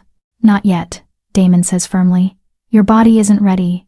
Give it at least 24 hours to adjust before you attempt a full shift. Otherwise, you could hurt yourself. Frustration surges through me, but I can feel the truth in his words. I'm exhausted down to my bones, barely able to sit upright. Shifting now would be dangerous. Help me up, I say instead. I want to stand. Damon pulls me to my feet, and immediately my legs nearly give out. He catches me, one arm around my waist, holding me steady against his chest. This close, I can feel the heat of him, smell that scent of winter frost and ancient forests. Feel the steady beating of his heart against my cheek. Easy, he murmurs.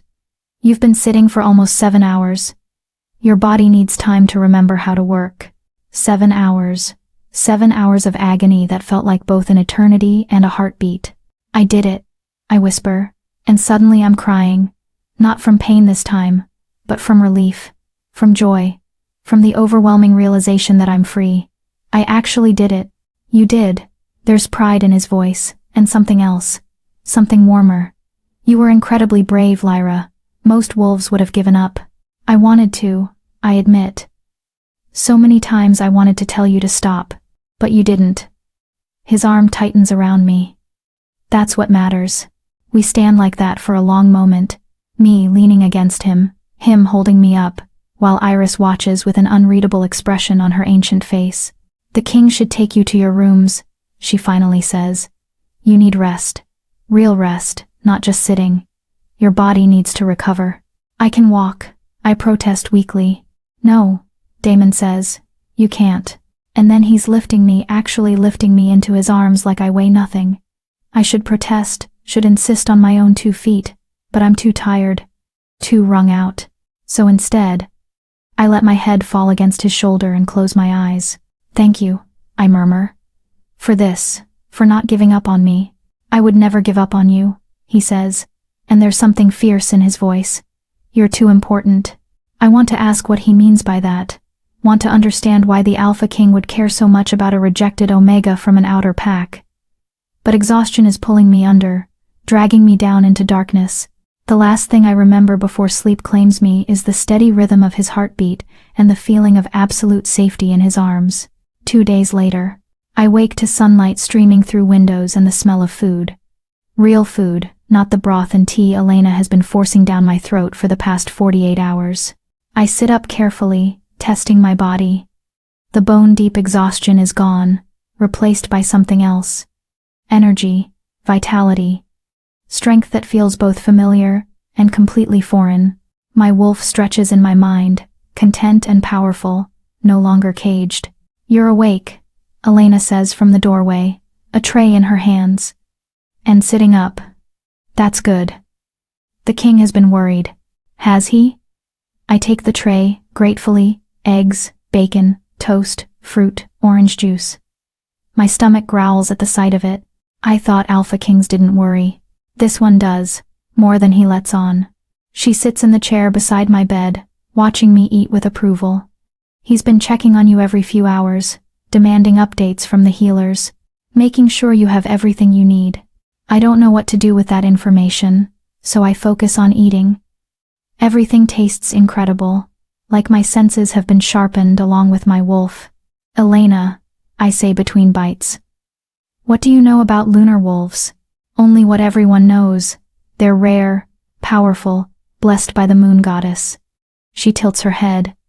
Why do you ask? Because apparently that's what I am, and I have no idea what that means. Understanding dawns in her eyes. Ah, that explains why the king has been intense these past few days. Intense, how? Issuing orders, calling in favors, digging through old records. She leans forward. He's trying to figure out who cursed you, Miss Winterbourne. And when the king sets his mind to something, he doesn't stop until he has answers. The thought of Damon, I've started thinking of him as Damon, not the Alpha King. Somewhere in the last 2 days investigating my past makes something warm unfurl in my chest. He's actually trying to find who hurt me, who stole 17 years of my life. Can I see him? I ask.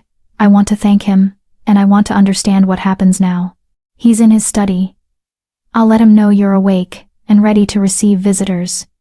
Elena stands, smoothing her skirt. But Miss Winterbourne? You should know that the king has called a gathering for tonight. He's announcing your presence to the pack, your real presence, as a lunar wolf. Panic flutters in my chest. A gathering? But I'm not ready. You'll be fine, Elena says firmly. The king wouldn't put you in a situation you couldn't handle. And besides, the pack needs to know what you are. It's the only way to keep you safe. Safe from what? But Elena is already leaving, promising to return with the king shortly. I finish eating quickly and stumble to the bathroom. The mirror shows a stranger. My hair is the same brown it's always been, but there's a silver streak now, running from my temple through the length of it. My eyes, previously a muddy hazel, now have flecks of that same strange glowing color Damon's eyes hold. I look like what I am now. Changed, powerful, other. A knock at the door makes me jump. Come in, I call. Damon enters, and the sight of him makes my breath catch.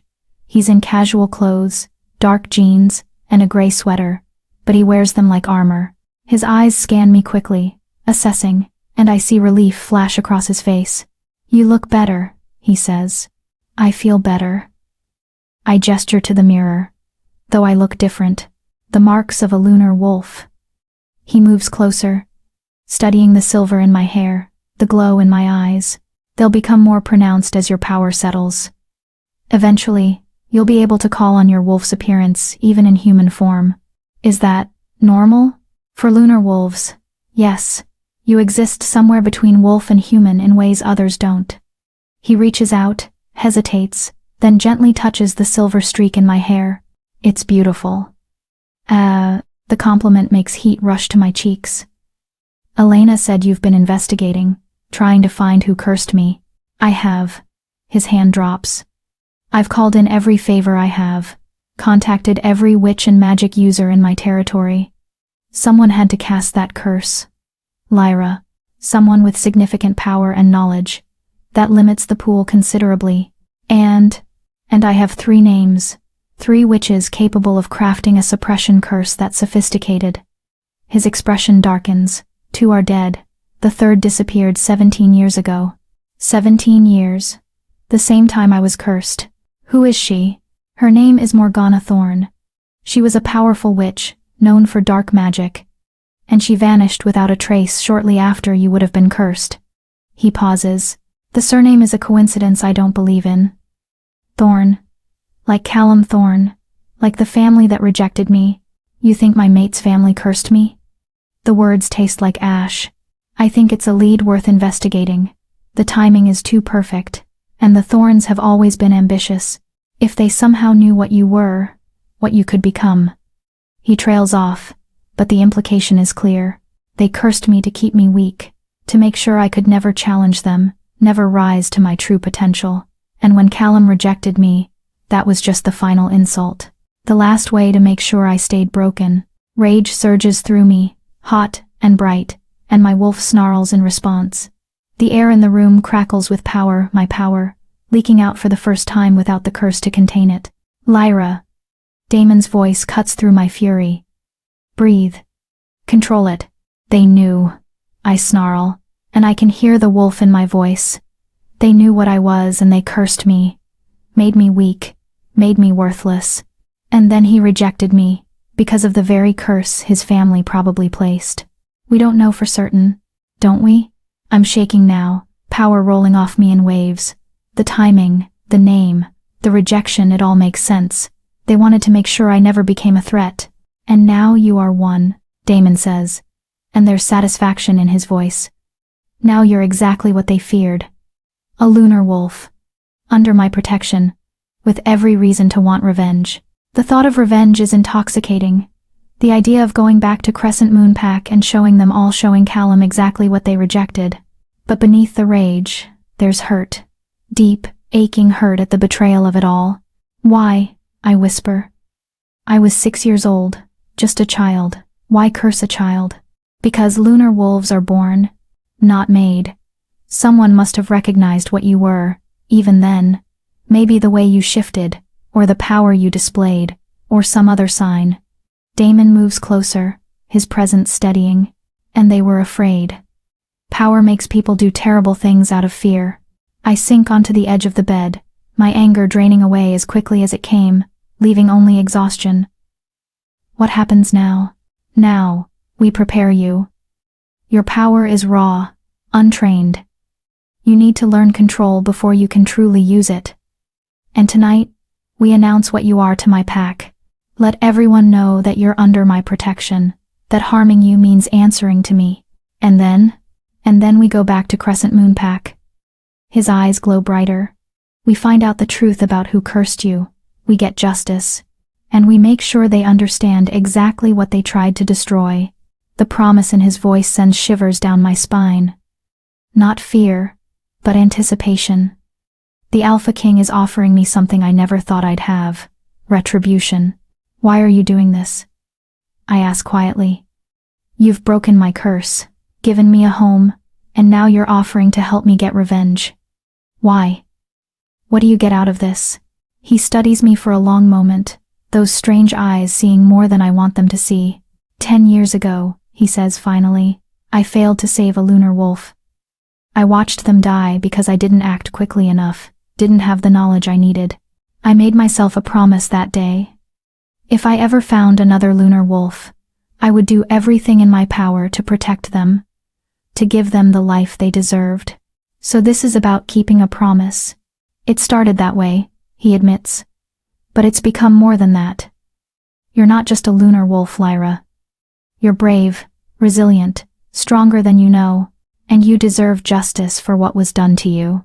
Something in my chest tightens at his words, at the genuine conviction in his voice. I don't know how to be what I am, I confess. I spent 17 years believing I was weak. I don't know how to be powerful. You'll learn. He offers me his hand. I'll teach you. We'll figure it out together.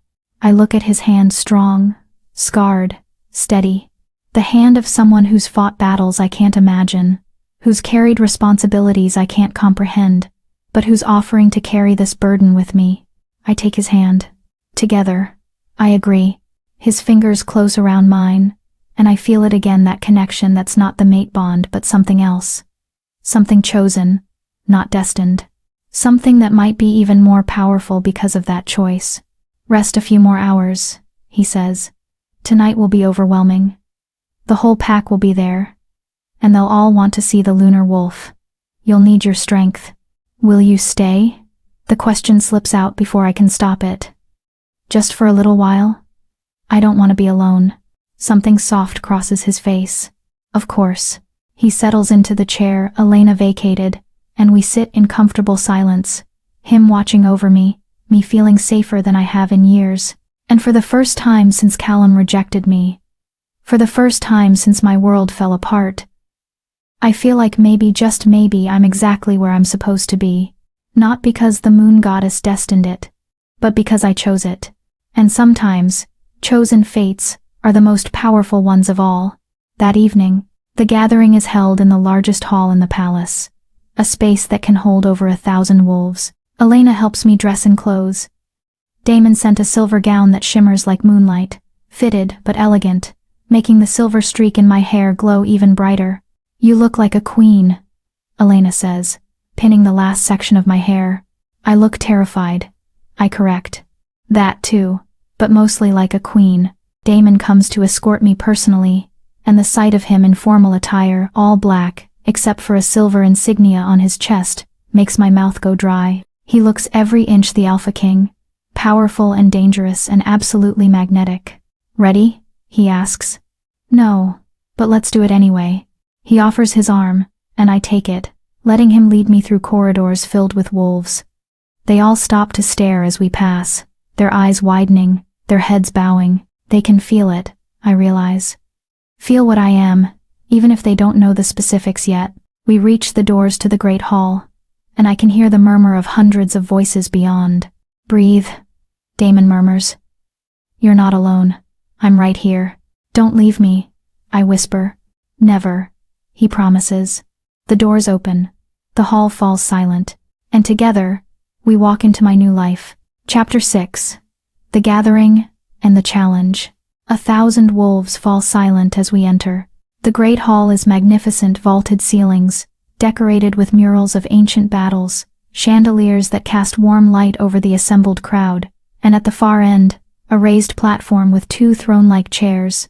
The pack is arranged by rank, creating a natural hierarchy that flows from the platform outward. Every eye tracks our movement as Damon leads me down the center aisle. I can feel their curiosity, their speculation, their assessment. Some faces show intrigue, others confusion, and a very few show something that looks like recognition, like they know what I am before Damon even speaks. We reach the platform, and Damon guides me to stand beside one of the chairs, while he takes his place in front of the other. He doesn't sit. Instead, he surveys his pack with those glowing eyes, letting the tension build. "My wolves," he finally says, his voice carrying effortlessly through the vast space. "Thank you for gathering on such short notice. I've called you here tonight to introduce someone important, someone who will be living among us under my direct protection." Murmurs ripple through the crowd. Protection from the Alpha King isn't given lightly. "This is Lyra Winterborn," Damon continues, gesturing toward me. "Some of you may know her story. She was recently rejected by her fated mate in Crescent Moon Pack. But what her pack didn't know, what even she didn't know until 2 days ago, is what she truly is." The murmurs grow louder. I can feel hundreds of wolves leaning forward, desperate to understand why the Alpha King would care about a rejected Omega. "Lyra Winterborn is a lunar wolf," Damon announces, and the hall erupts. Gasps, exclamations, denials. Wolves turning to each other in shock and disbelief. A few the oldest ones. The ones who might remember the last lunar wolf drop to their knees immediately, their heads bowed in reverence. "A lunar wolf hasn't been born in 300 years, someone shouts from the crowd. "Until now," Damon says firmly. "I verified it myself, with the help of Grandmother Iris. Lyra was cursed as a child, her true nature suppressed. But the curse has been broken. She is what I say she is." "Prove it," another voice calls out. "Let her shift. Let us see." A rumble of agreement moves through the crowd. They want proof. They need to see it with their own eyes. Damon's jaw tightens. She's not ready to shift yet. Her body is still adjusting. Then how can we know? The challenger steps forward, and I recognize him, a large, muscular wolf with beta markings. "Any wolf can claim to be blessed by the moon goddess. We need proof, Your Majesty. It's a reasonable request, actually. And denying it will only breed suspicion and resentment." "I'll do it," I say quietly, touching Damon's arm. He turns to me, his expression fierce. "Lyra, you're not ready. It's only been 2 days since—" "I know." I meet his eyes, trying to show him I'm serious. But they're right. They need to see. And I need to know what I am. What I really am. "If you shift too soon, you could hurt yourself. The transformation might not be stable." "Then stay close," I interrupt. "Catch me if I fall." We stare at each other for a long moment, some silent conversation happening between us. Finally, he nods. Just once. "Very well." He turns back to the crowd. "Clear the center of the hall. Lyra will shift." The wolves scramble to obey, creating a wide circle in the middle of the space. Damon leads me down from the platform, his hand on the small of my back, steady and reassuring. "Are you sure?" he murmurs, too quiet for anyone else to hear. "No, but I'm doing it anyway." A hint of a smile crosses his face. "That's becoming your signature move." We reach the center of the circle, and Damon steps back, giving me room. I'm suddenly acutely aware that I'm wearing a very expensive dress that's about to be destroyed, but that seems like the least of my problems. I close my eyes and reach for my wolf. She's there immediately, surging forward with eager energy. She wants this. Wants to be seen, to be known, to show the world what they tried to bury. The shift begins, and it's nothing like it's ever been before. Usually, shifting is painful, bones breaking and reforming, muscles tearing and rebuilding, a necessary violence to transform from human to wolf. But this is different. This is ecstasy. Power floods through me as my wolf takes control, reshaping our form with a grace I've never felt. My bones don't break, they flow. My muscles don't tear, they expand. The transformation happens in seconds instead of minutes. Smooth and seamless and completely natural. And then I'm standing on 4 legs, and the world looks different, sharper, clearer, more vibrant. I can smell individual wolves in the crowd, their emotions, their health, their rank. Can hear heartbeats 100 feet away. Can feel the pull of the moon even though we're inside, even though it's not visible. But more than that, I can feel my size, my power. I'm huge. Easily the size of an alpha male, possibly larger. My fur is silver white, shimmering with an ethereal glow that casts light across the stone floor. My eyes, I can't see them, but I can feel them burning with that strange lunar luminescence. The hall is completely silent. Every wolf frozen, staring at me with expressions ranging from awe to terror to reverence. Then, as one, they drop to their knees. All of them, even the betas, even the ranked wolves who would normally only bow to the Alpha King himself. All, except Damon. He stands before me, his eyes meeting mine, and something passes between us. Recognition, respect, maybe even something more. Behold, he says, his voice carrying through the silent hall. A lunar wolf. Blessed by the moon goddess herself. Under my protection. And therefore under the protection of this entire pack. He holds my gaze, and I see the question there. Are you okay? I'm more than okay. I'm powerful. I'm free. I'm everything I was supposed to be. I shift back to human form. And again, it's effortless. Smooth. Natural. Elena appears immediately with a robe, wrapping it around me before anyone can see too much. And I'm grateful for her efficiency. Does anyone else require proof? Damon asks, a dangerous edge to his voice. Silence. No one dares speak. Good. Then let me be absolutely clear. His alpha power radiates outward, making even me want to bare my throat in submission. Lyra Winterborn is under my personal protection. Anyone who harms her, threatens her, or even speaks ill of her will answer directly to me. Is that understood? A chorus of "Yes, Your Majesty" echoes through the hall. Excellent. Now, Damon begins, but he's cut off by a commotion at the hall's entrance. The doors burst open, and a group of wolves enters. They're clearly not from this pack, their clothes mark them as travelers, and their bearing suggests they're ranked wolves from somewhere else. But it's the man leading them who makes my blood run cold. Callum Thorne, my rejected mate. Here, in Damon's hall, looking shocked and furious in equal measure. What is the meaning of this interruption? Damon's voice drops to something lethal. This is a private pack gathering. Alpha King, Callum says, bowing his head in a show of respect that seems forced. Forgive the intrusion. We've traveled from Crescent Moon Pack with urgent news for you. What news requires you to barge into my hall unannounced? News about Callum's eyes find me, and shock registers on his face. Lyra? What are you doing here? I don't answer. Can't answer. My throat has closed up with the sudden surge of emotions, anger, hurt, humiliation, and beneath it all, a small voice wondering if he regrets his rejection now that he can see what I really am. Miss Winterborn is my guest, Damon says coldly. And you didn't answer my question. What news? Callum tears his gaze from me with visible effort. Alpha Dominic sent us to inform you that there's been an incident. A witch was found dead on our territory 3 days ago. Murdered. We believe it might be connected to the old magic you were investigating. The temperature in the hall seems to drop 10 degrees. Damon's power surges, making the air crackle with tension. A witch? He asks, too calmly. What witch? We don't know her name yet. But she was old, Your Majesty. Very old. And she had marks of dark magic use all over her body. Callum hesitates. The elders think she might have been the one who cursed someone in our pack. Morgana Thorne. It has to be.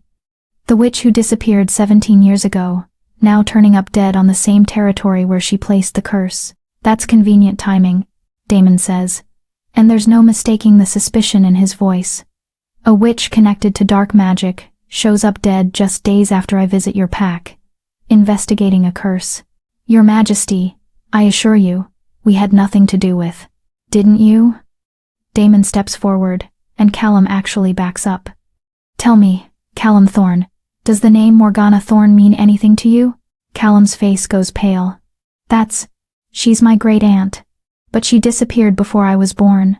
No one's heard from her in 17 years, I say, finding my voice. She disappeared 17 years ago, right after I was cursed. Callum's eyes snap back to me. Cursed? Lyra, what are you talking about? I'm talking about the suppression curse that was placed on me when I was 6 years old. The curse that made me appear weak, made my wolf seem small, gave you every excuse to reject me as worthless. My voice is steady now, cold. The curse that your great aunt probably cast. That's insane, Callum sputters.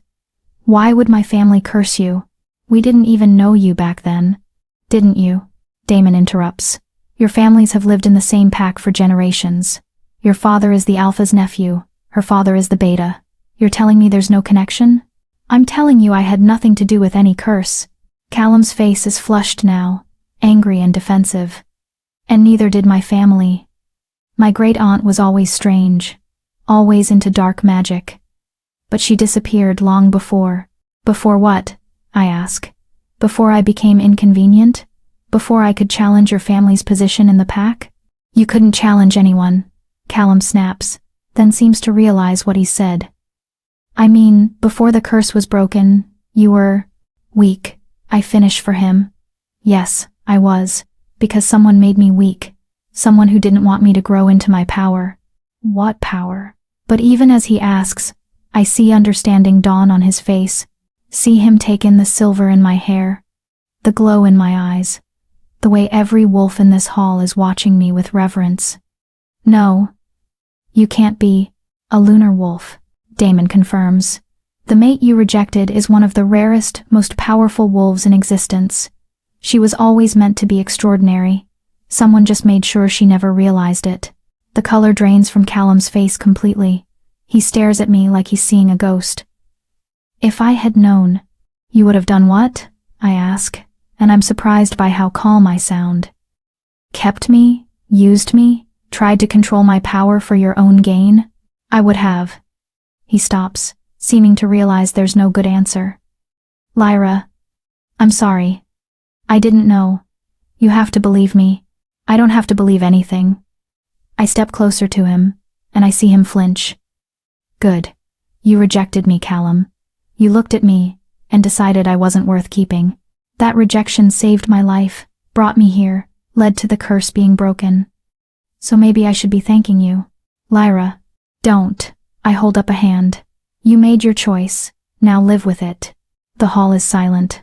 Everyone watching this confrontation play out, watching the rejected Omega face down the mate who cast her aside.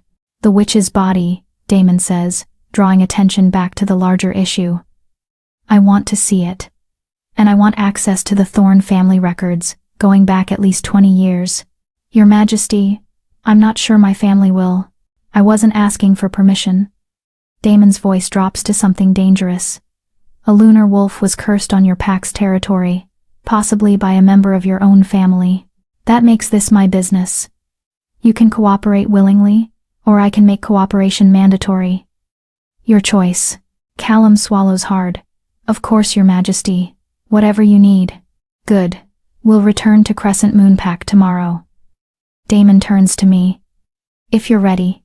Am I ready to go back? To face the pack that pitied me, the mate who rejected me, the family that might have been responsible for cursing me? No. But I'm going anyway. I'm ready. I say. Then it's settled. Damon addresses the hall. This gathering is concluded. Return to your homes. We have much to prepare. The wolves begin to disperse, but I catch Callum staring at me. There's regret in his eyes, maybe even longing. Like he's only now seeing what he threw away. Too late. Far too late. I turn my back on him, and follow Damon from the hall, leaving my rejected mate to stew in his own mistakes. Later that night, I can't sleep. Again.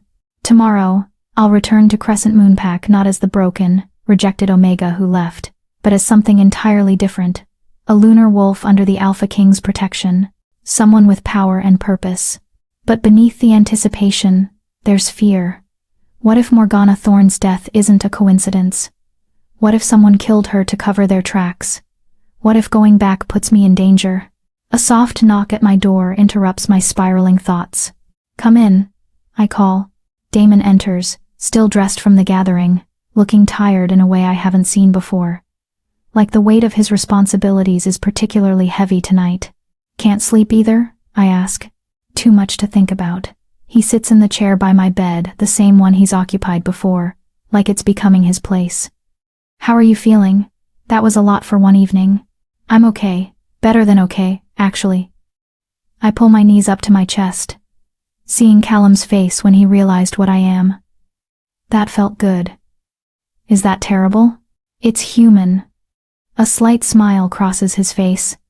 Or wolf. Whatever applies. We sit in comfortable silence for a moment, and I'm struck again by how easy it is to be around him. How safe I feel in his presence. Damon, I say quietly, what happens if we find proof that the Thorns cursed me? What happens to them? His expression hardens. Then they'll face justice. No one curses a child and walks away unpunished. Not in my territory. Even if it causes problems with Crescent Moon Pack? Even if Alpha Dominic objects? Even then. He leans forward, his eyes intense. You need to understand something, Lyra. You're not just any wolf now. You're a lunar wolf, blessed by the moon goddess herself. Harming you is an offense against the divine. Any alpha worth his position would demand justice.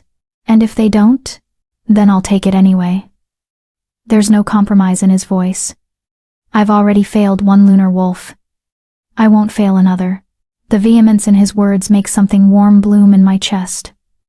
When was the last time someone fought for me? Protected me? Valued me enough to risk political complications? Never. The answer is never. Thank you, I whisper. For everything. For finding me. For breaking the curse. For believing in me when no one else did. You don't need to thank me. But his expression softens. You've thanked me enough times, Lyra. What you should do is start believing what I've been telling you. You're extraordinary. With or without your lunar wolf power, you're brave and strong and worthy of everything good. Tears prick at my eyes. I'm trying to believe that. I know. He stands, moving toward the door. Get some rest. Tomorrow will be difficult, but you won't face it alone. I promise. Damon? He pauses at the door, turning back. Will you stay? Just until I fall asleep? I know it's childish, but it's not childish. He returns to the chair, settling in. And yes, I'll stay. I lie down, pulling the blankets up, and close my eyes. His presence is like an anchor, keeping me tethered, keeping me safe. Lyra? His voice is soft in the darkness. Yes? For what it's worth. I'm glad I found you. I smile into my pillow. I'm glad you found me too. Sleep comes easier this time, with the Alpha King watching over me, and my dreams for once are peaceful. Tomorrow, we go back to where it all began. Tomorrow, we find answers. Tomorrow, I face my past with the power to change my future. And I'm not afraid. Not anymore. Hit subscribe if watching Lyra stand up to the mate who threw her away felt like justice you needed to see. Because rejected wolves like her deserve an audience that won't look away when the truth gets uncomfortable. Comment below if you've ever been told you weren't enough. Lyra's standing for all of us who were made to feel small. Chapter 7. Return to Crescent Moon Pack. The motorcade leaves at dawn, just like before. But everything else is different. This time, I ride in the lead vehicle with Damon. This time, I'm not running away, I'm returning with power. This time, I'm not alone. Riker drives while Damon works on a tablet beside me, reviewing documents and making notes. Every so often, he'll glance at me, checking without asking if I'm okay. I appreciate the silent support more than words could convey. Nervous? He finally asks as we cross into Crescent Moon territory. Terrified, I admit. What if they hate me now? What if they think I've gotten above myself, coming back with the Alpha King like I'm something special? You are something special. He sets down the tablet, giving me his full attention. And if they hate you for claiming your power, for refusing to stay small and broken, then that says everything about them and nothing about you. Easy for you to say. You've always been powerful. Have I? Something dark flickers in his eyes.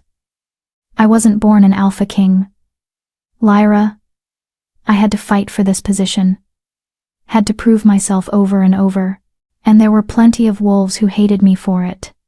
Who thought I was too young, too aggressive, too unwilling to accept the old ways. I turned to face him fully. What happened to them? Some came around. Learned to respect strength over tradition.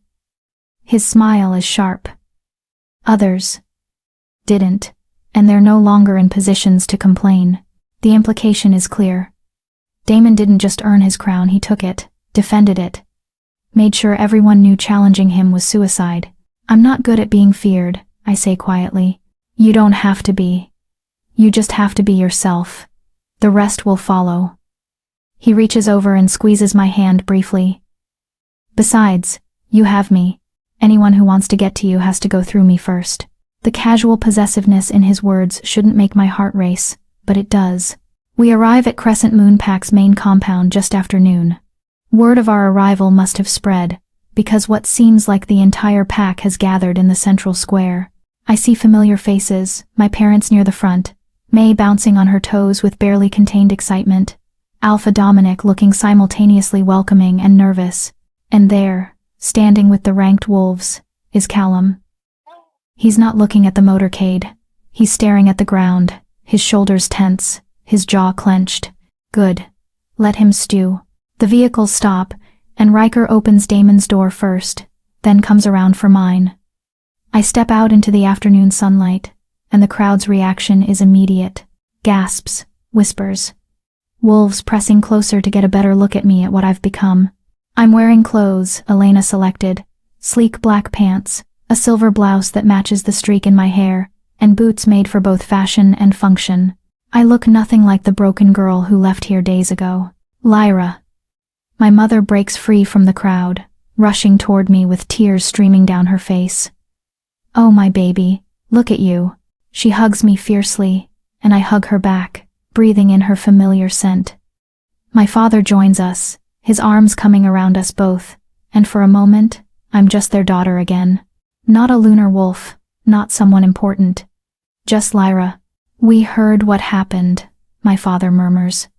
That you're what you are. I can't believe we never knew. No one knew, I say, pulling back to look at them. That was the point of the curse, which we will be investigating thoroughly, Daemon says, joining us. His presence immediately makes the crowd quiet, every wolf turning their attention to him. Alpha Dominic, shall we speak privately? Of course, Your Majesty. Dominic gestures toward the Alpha House. I've prepared rooms for you and your men. And the body is being kept in cold storage. As you requested. Good. We'll examine it after we've settled in. Daemon glances at me. Lyra, you should spend time with your family. I'll send for you when we're ready to investigate. It's not a request, but it's not quite a command either. More like a suggestion from someone who wants me to be comfortable. The consideration makes something warm bloom in my chest. Okay. I agree. Daemon and his men follow Dominic toward the Alpha House, leaving me with my parents and the crowd of curious onlookers. May appears at my side immediately, linking her arm through mine. You have to tell me everything, she demands. Everything. What's the capital like? What's the Alpha King like? Are the rumors about his palace true? Does he really have a throne room made of silver? May, let her breathe, my mother chides, but she's smiling. We walk back to our family home, and it feels surreal. Everything looks the same streets I walked as a child, the same houses, the same trees. But I'm different, fundamentally, irreversibly different. Inside, my mother immediately starts making tea while May peppers me with questions. My father sits heavily in his chair, studying me with an expression I can't quite read. Dad? I ask. What's wrong? Nothing's wrong. I'm just... He shakes his head. I'm trying to understand how we missed it. How we didn't know our own daughter was cursed. What kind of father doesn't notice something like that? The kind whose daughter was cursed by a witch powerful enough to hide all evidence. I say, firmly, this isn't your fault. None of this is your fault. But the thorn is. His face darkens.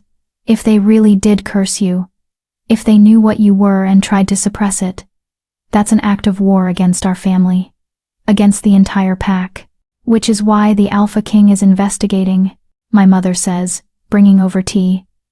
Let him handle it, love. That's what Alpha Kings do, they handle the big problems so we don't have to. We spend the next hour talking. I tell them about the capital, about Elena and Riker, about the curse-breaking ritual and how painful it was. I tell them about shifting into my true form for the first time, about the gathering where the pack saw what I really am. I don't tell them about the nights Damon sat with me, or the way he looks at me sometimes, or how safe I feel in his presence. Some things are too new, too complicated to put into words. A knock at the door interrupts us. One of Damon's guards stands there, his expression professional. Miss Winterbourne, he says. The king requests your presence. They're ready to examine the body. My stomach clenches. Now? Yes, miss. I look at my parents, and my mother squeezes my hand. Go. We'll be here when you're done. The guard leads me to a building I've never paid much attention to before, the pack's medical facility. It's small compared to what they must have in the capital, but well maintained.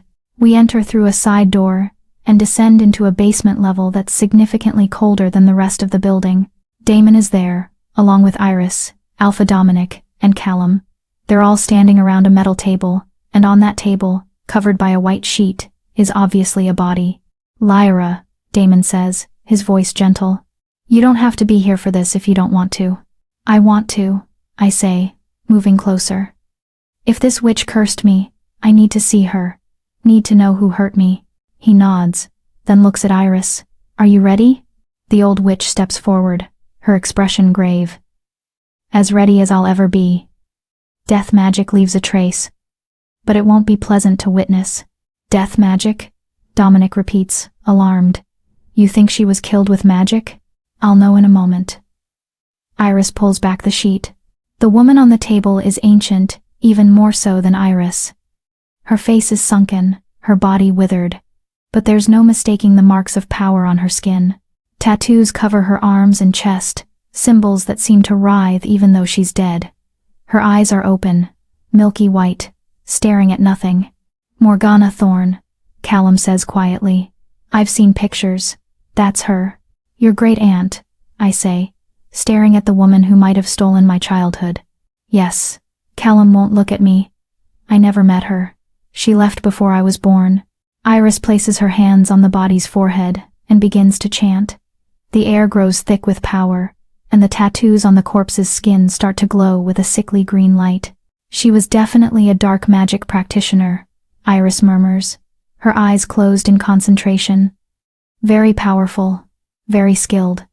She pauses, her expression darkening. And yes, she was killed with magic. Death curse, specifically. Quick, but painful. Who killed her? Damon demands. I can't tell you that. Death curses don't leave signatures, that's part of their design. Iris opens her eyes, removing her hands from the body. But I can tell you when. She died approximately 4 days ago. Shortly after you left this pack, Your Majesty. The timing is too perfect to be coincidence. Someone killed Morgana right after Damon started investigating the curse. Someone who didn't want her talking. Can you tell if she cast a suppression curse? I ask. On me. Specifically? Iris studies the body for a long moment, then reaches for one of the tattooed arms. She traces a specific symbol, and it flares brighter than the others. This is a curse mark, she says. It indicates a major curse was cast. And she closes her eyes again, muttering under her breath. Yes, I can feel the echo of it. A suppression curse, placed on a child. Approximately 17 years ago. The confirmation hits me like a physical blow. This woman, this witch cursed me, stole my childhood, my power, my future. Made me believe I was weak when I was strong. Why? I whisper. Why would she do it? That's what we need to find out, Damon says. He turns to Callum. Your family records. I need to see them. Now. Callum's face is pale. Your Majesty, I swear, we didn't know. My family were not involved with dark magic. We wouldn't. Your great-aunt was involved with dark magic, Damon interrupts coldly. She cursed a child who grew up in the same pack as you. Your family has questions to answer, whether you knew about it or not. The records are at my family's home, Callum says quietly. I'll take you there. We leave the medical facility in a grim procession. Damon, Iris, Riker, myself, Callum, and Alpha Dominic. The Thorn family home is on the edge of the Pack's territory, a large house that speaks of old money and established power. Callum's father, the Alpha's nephew, meets us at the door. He's an older version of Callum, with the same amber eyes and sharp features. But there's a hardness to him that his son lacks. Alpha King, he says, bowing his head. This is unexpected. How can I help you? We need to see your family records, Damon says bluntly. Specifically, anything relating to Morgana Thorn and the time period 17 years ago. The man's expression doesn't change, but I see his jaw tighten. May I ask why? No. Damon's voice drops to something dangerous. You may show me the records, or I can have my men tear this house apart looking for them. Your choice. After a tense moment, Callum's father nods. This way. He leads us to a study lined with bookshelves and pulls out a leather-bound journal. This is the family chronicle. It records major events, births, deaths, important decisions. Damon takes the journal and begins flipping through it. I move closer, reading over his shoulder.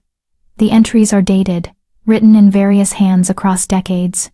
Then Damon stops.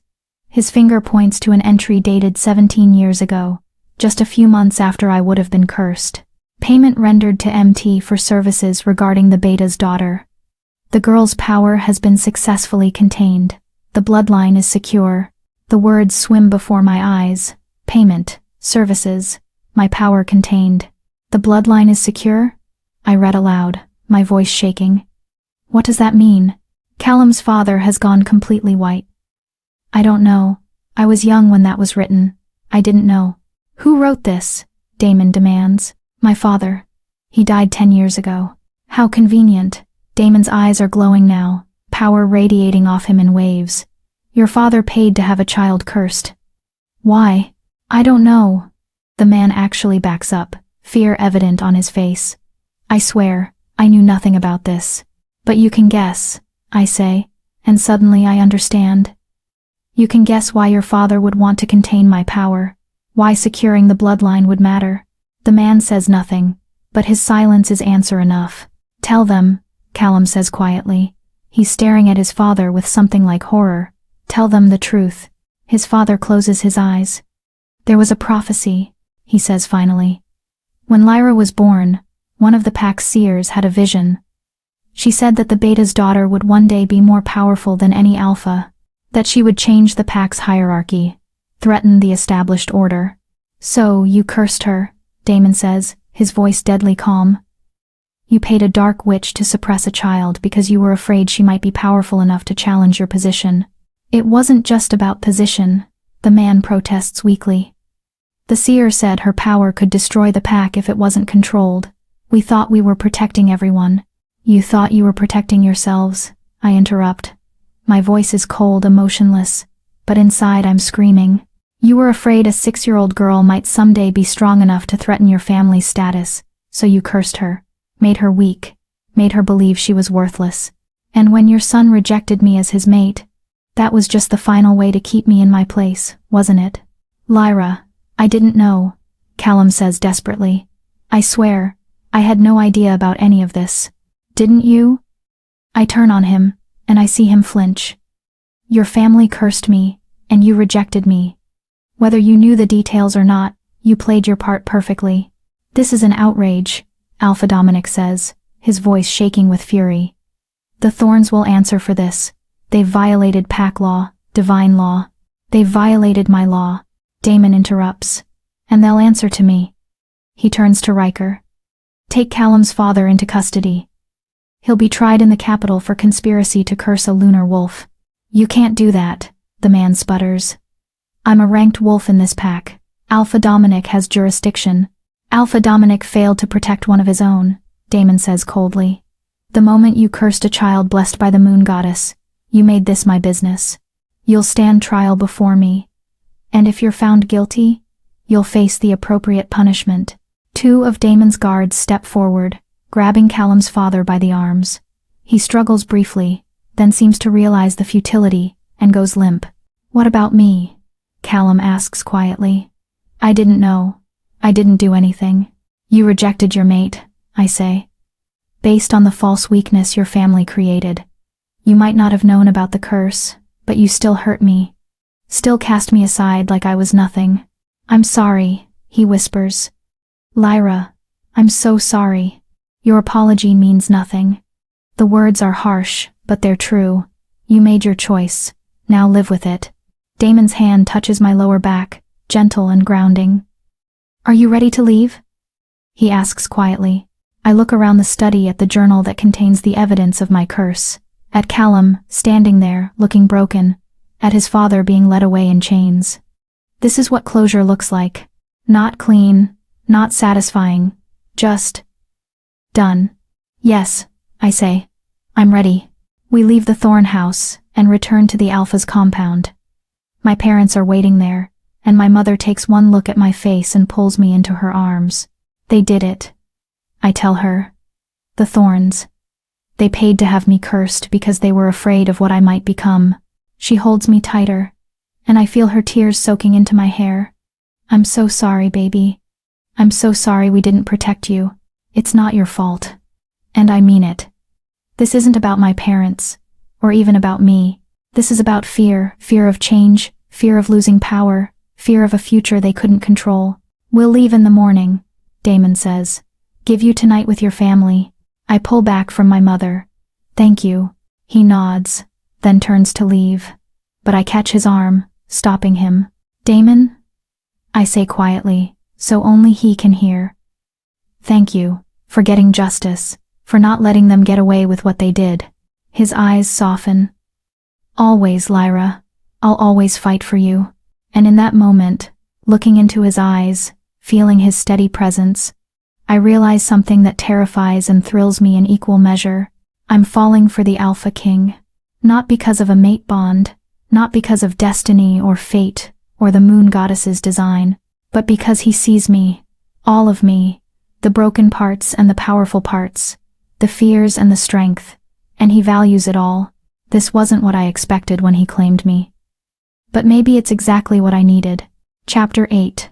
The Trial and the Choice. The trial is held 1 week later in the capital's grand courtroom, a space designed to be imposing, with vaulted ceilings, marble columns, and a raised platform where Daemon sits in judgment. The room is packed with wolves from across the territory, all come to witness justice for a crime that shocked the entire supernatural community, cursing a lunar wolf. There's barely precedent for it. I sit in the front row, flanked by my parents on one side and Elena on the other. Across the aisle, I can see members of the Thorn family who made the journey from Crescent Moonpack, including Callum, who hasn't stopped staring at me since he entered the room. I refuse to look at him. He doesn't deserve even that much acknowledgement. Daemon enters, and the entire courtroom rises as one.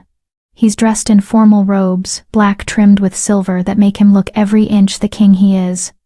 Powerful, commanding, absolutely in control. His eyes scan the room, lingering on me for just a moment, and I see the question there. Are you okay? I nod slightly. I am okay. Or, I will be, once this is over. Be seated, Daemon commands, and everyone obeys instantly. The proceedings begin with Riker reading the charges. Garrett Thorn, you stand accused of conspiracy to curse a minor, conspiracy to suppress a lunar wolf's power, and violation of divine law. How do you plead? Garrett Callum's father stands with his hands bound in silver chains. He looks older than he did a week ago, diminished somehow, but there's still defiance in his eyes. Not guilty, Your Majesty, he says. I acted to protect my pack. You acted to protect your position. Daemon interrupts coldly. But we'll let the evidence speak. Present the first witness. Iris shuffles forward, leaning heavily on a cane but with her eyes still sharp and bright. She's sworn in, then begins her testimony about the curse she found on Morgana's body. The timing of it, the clear evidence that it was cast on a child.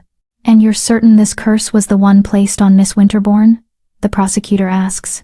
Absolutely certain, Iris confirms. The magical signature matches perfectly. Morgana Thorne cast a suppression curse on Lyra Winterbourne 17 years ago, and that curse remained in place until the Alpha King broke it 2 weeks ago. Next comes testimony from the pack's old seer, a woman I barely remember, now ancient and frail. She's brought forward in a wheelchair, but her voice is steady as she recounts the prophecy.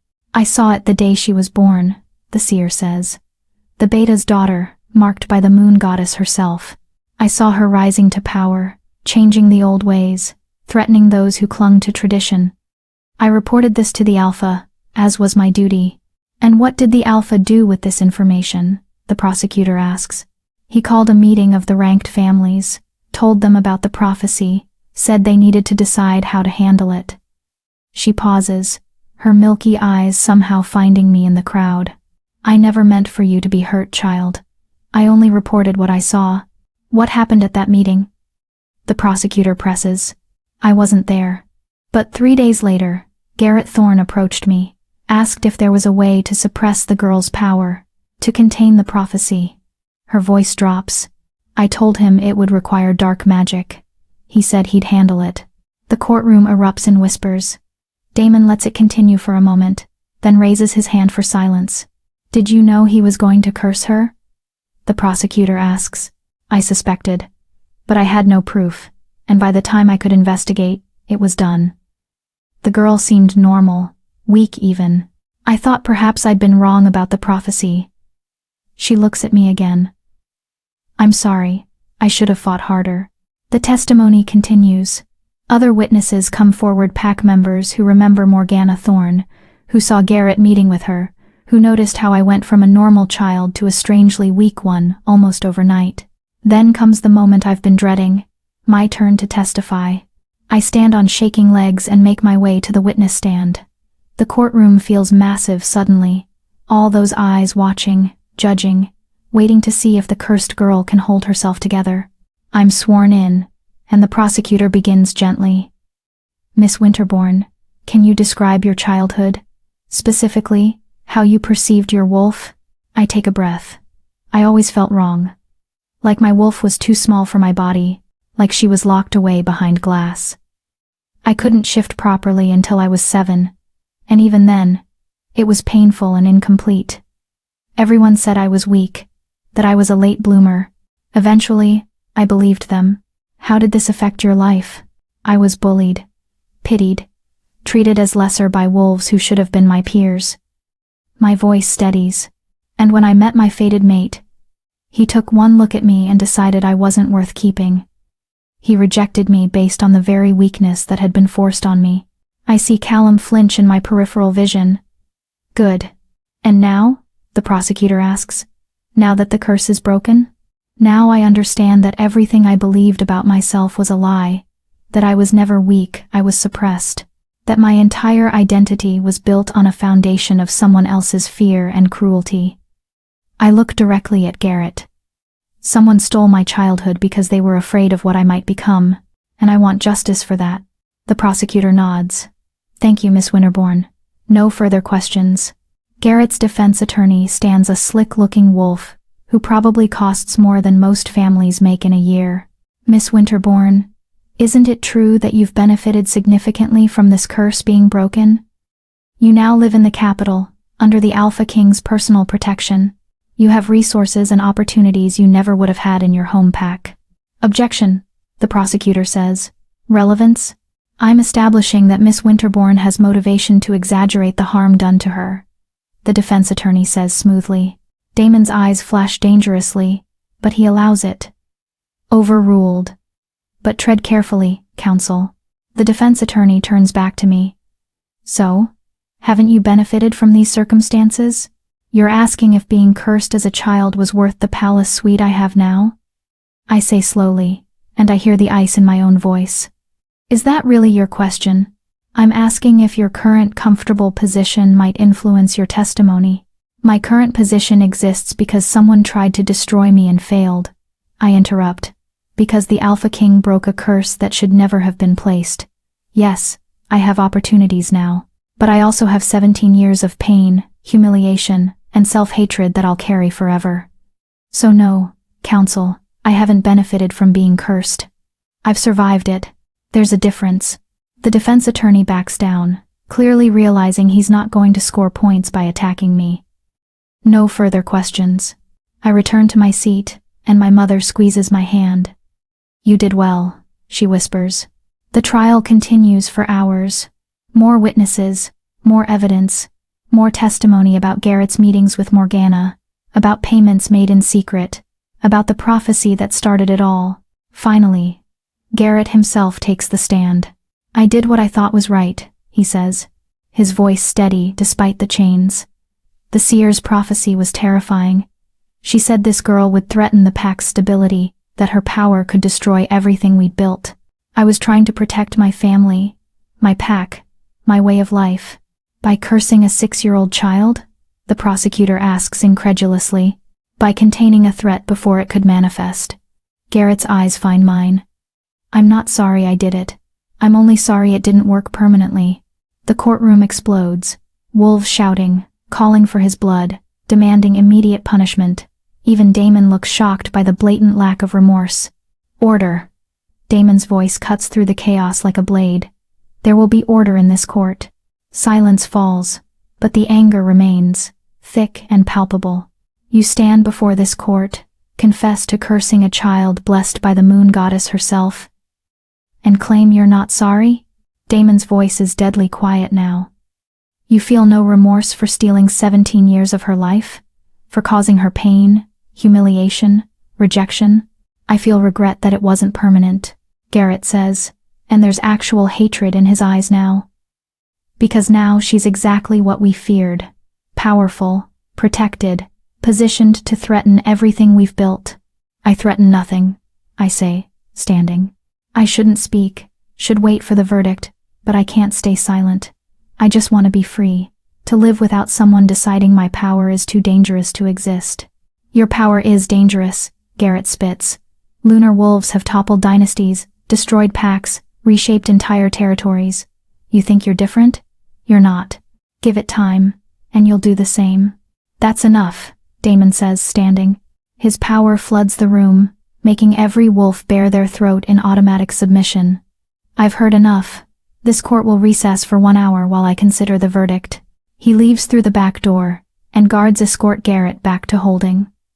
The courtroom slowly empties, wolves heading outside to discuss what they've witnessed. I stay seated, unable to move. Garrett's words echoing in my mind. Your power is dangerous. You'll destroy everything. He's wrong, my father says beside me. You're not dangerous. You're strong. There's a difference. Is there? I look at him. He cursed me because he was afraid of what I might become. What if he was right to be afraid? Then everyone should be afraid of everyone, May says fiercely. She's appeared at my other side, her eyes bright with anger. Everyone has the potential to hurt others. That doesn't mean we get to suppress them preemptively. She's right. I know she's right.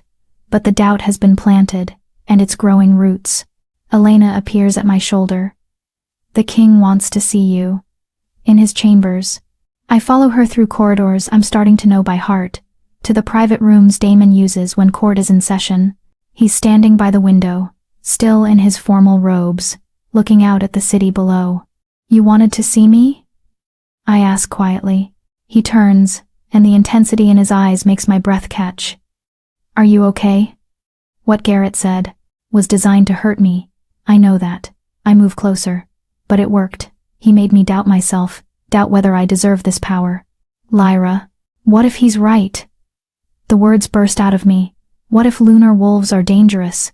What if I become the thing he was afraid of? Damon crosses the space between us in 3 strides, and takes my face in his hands, forcing me to meet his eyes. Listen to me very carefully. Power isn't dangerous. Fear of power is dangerous. Garrett didn't curse you because you were a threat. He cursed you because he was afraid of change, afraid of losing control, afraid that someone might challenge his authority. But the seer's prophecy. The seer said you'd change things, that you'd threaten the old ways. That's not the same as destroying the pack. His thumbs brush my cheekbones gently. Sometimes things need to change, Lyra. Sometimes the old ways need to be challenged. That doesn't make you a monster. That makes you necessary. I want to believe him, want to accept that my power is a gift, not a curse. But 17 years of believing I was weak, wrong, too much, and not enough all at once, that doesn't disappear overnight. What verdict are you going to give? I ask instead. His hands drop, and something dark crosses his face. The one he deserves. Garrett Thorne cursed a child out of fear and pride.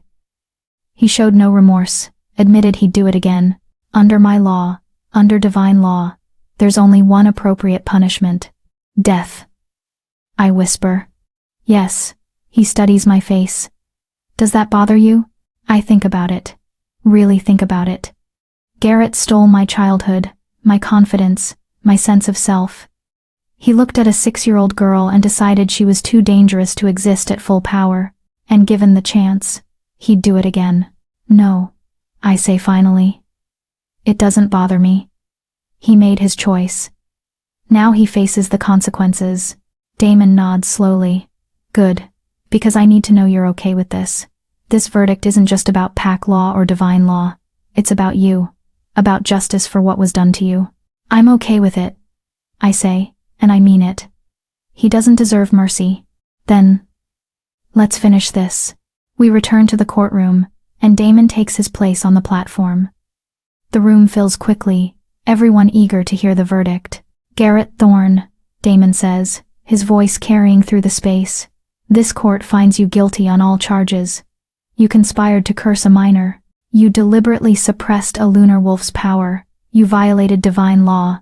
And when given the chance to show remorse, you instead doubled down on your actions, claiming you'd do it all again. Garrett stands straight, defiant even now. The sentence for these crimes is death, Damon continues, to be carried out immediately by Silver Blade. Do you have any final words? Garrett's eyes find mine one last time. I protected my pack. History will prove me right. History, Damon says coldly, will forget you existed. Riker, carry out the sentence. It happens quickly. Too quickly for Garrett to even scream. Riker moves with practiced efficiency, and then it's done. Garrett Thorne is dead, justice is served, and I should feel satisfied. Instead, I just feel hollow. The courtroom empties slowly. Callum approaches me as I'm leaving, his face pale, his eyes red-rimmed. Lyra, he says quietly, I know this doesn't change anything, but I'm sorry. For all of it. For my father, for the curse, for rejecting you. I was wrong about everything. I really look at him for the first time since he rejected me. And I realize something. I don't hate him anymore. I don't even feel angry. I just feel nothing. Your apology doesn't change what happened, I say. But I accept it anyway. Not for you. For me. Because I'm tired of carrying anger around. Can you ever forgive me? He asks. I don't know. Maybe someday. I turn to leave, then pause. But forgiveness doesn't mean reconciliation, Callum. It doesn't mean we go back to how things were. The mate bond is broken. You rejected me. That's not something we can undo. I know. He swallows hard. I want you to be happy, Lyra, even if it's not with me. Then you'll get your wish, I say. Because I am happy. Happier than I ever was before. It's true, I realize. Despite everything, the curse, the rejection, the trial, I'm happier now than I was when I believed I was weak. Because now I know my strength. Now I know my worth. And I know someone who sees that worth and values it. I find Damon waiting for me outside the courtroom, and without thinking, I walk straight into his arms. He catches me, holding me steady, and I breathe in his scent of winter frost and ancient forests. Thank you, I murmur against his chest. For everything, for justice, for believing in me. Always, he says, and I feel his lips brush the top of my head. I'll always believe in you. We stand like that for a long moment, and I realize that this feeling of safety, of being valued, of being seen, this is what I was always meant to find. Not through a mate bond forced by the moon goddess, but through choice. Through trust built day by day, moment by moment. Damon? I pull back to look at him. What happens now? The curse is broken. Justice is served. What comes next? He studies my face, his expression serious. That depends on you. You can go back to Crescent Moonpack if you want.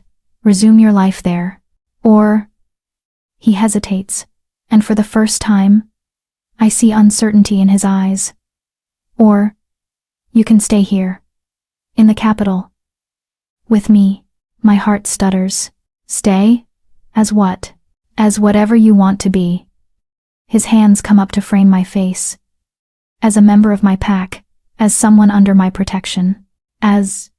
He trails off, and I see him struggling with something. As what? I press. As mine, he finally says. Not because of a bond, not because of fate, but because I choose you. Because I want you here, in my life, in my pack. Because somewhere between breaking your curse and fighting for your justice, I fell for you, Lyra Winterborn, and I'm asking no. I'm begging for you to give us a chance. I stare at him, stunned. The Alpha King, powerful, commanding, untouchable, is begging me for a chance. You fell for me? I whisper. Completely. There's no hesitation in his voice now. I know it's fast. I know you've been through hell. I know you might not feel the same way. But I had to tell you. Had to let you know that this isn't just about protecting a lunar wolf anymore. This is about protecting you. Wanting you. Choosing you. Joy floods through me, bright and warm and overwhelming. You're right, I say. It is fast. It is crazy. And I absolutely feel the same way. His eyes widen. You do? I do. I reach up, touching his face the way he's touching mine. I don't know when it happened. Maybe when you broke my curse. Maybe when you fought for my justice. Maybe it was earlier, when you first told me I wasn't weak. But somewhere along the way, I fell for you too, Damon. Hard. The smile that crosses his face is beautiful, genuine and unguarded, and absolutely radiant. Then stay, he says. Stay here with me. Let me court you properly. Let me show you what it means to be chosen, not destined. Yes, I breathe. Yes, I'll stay.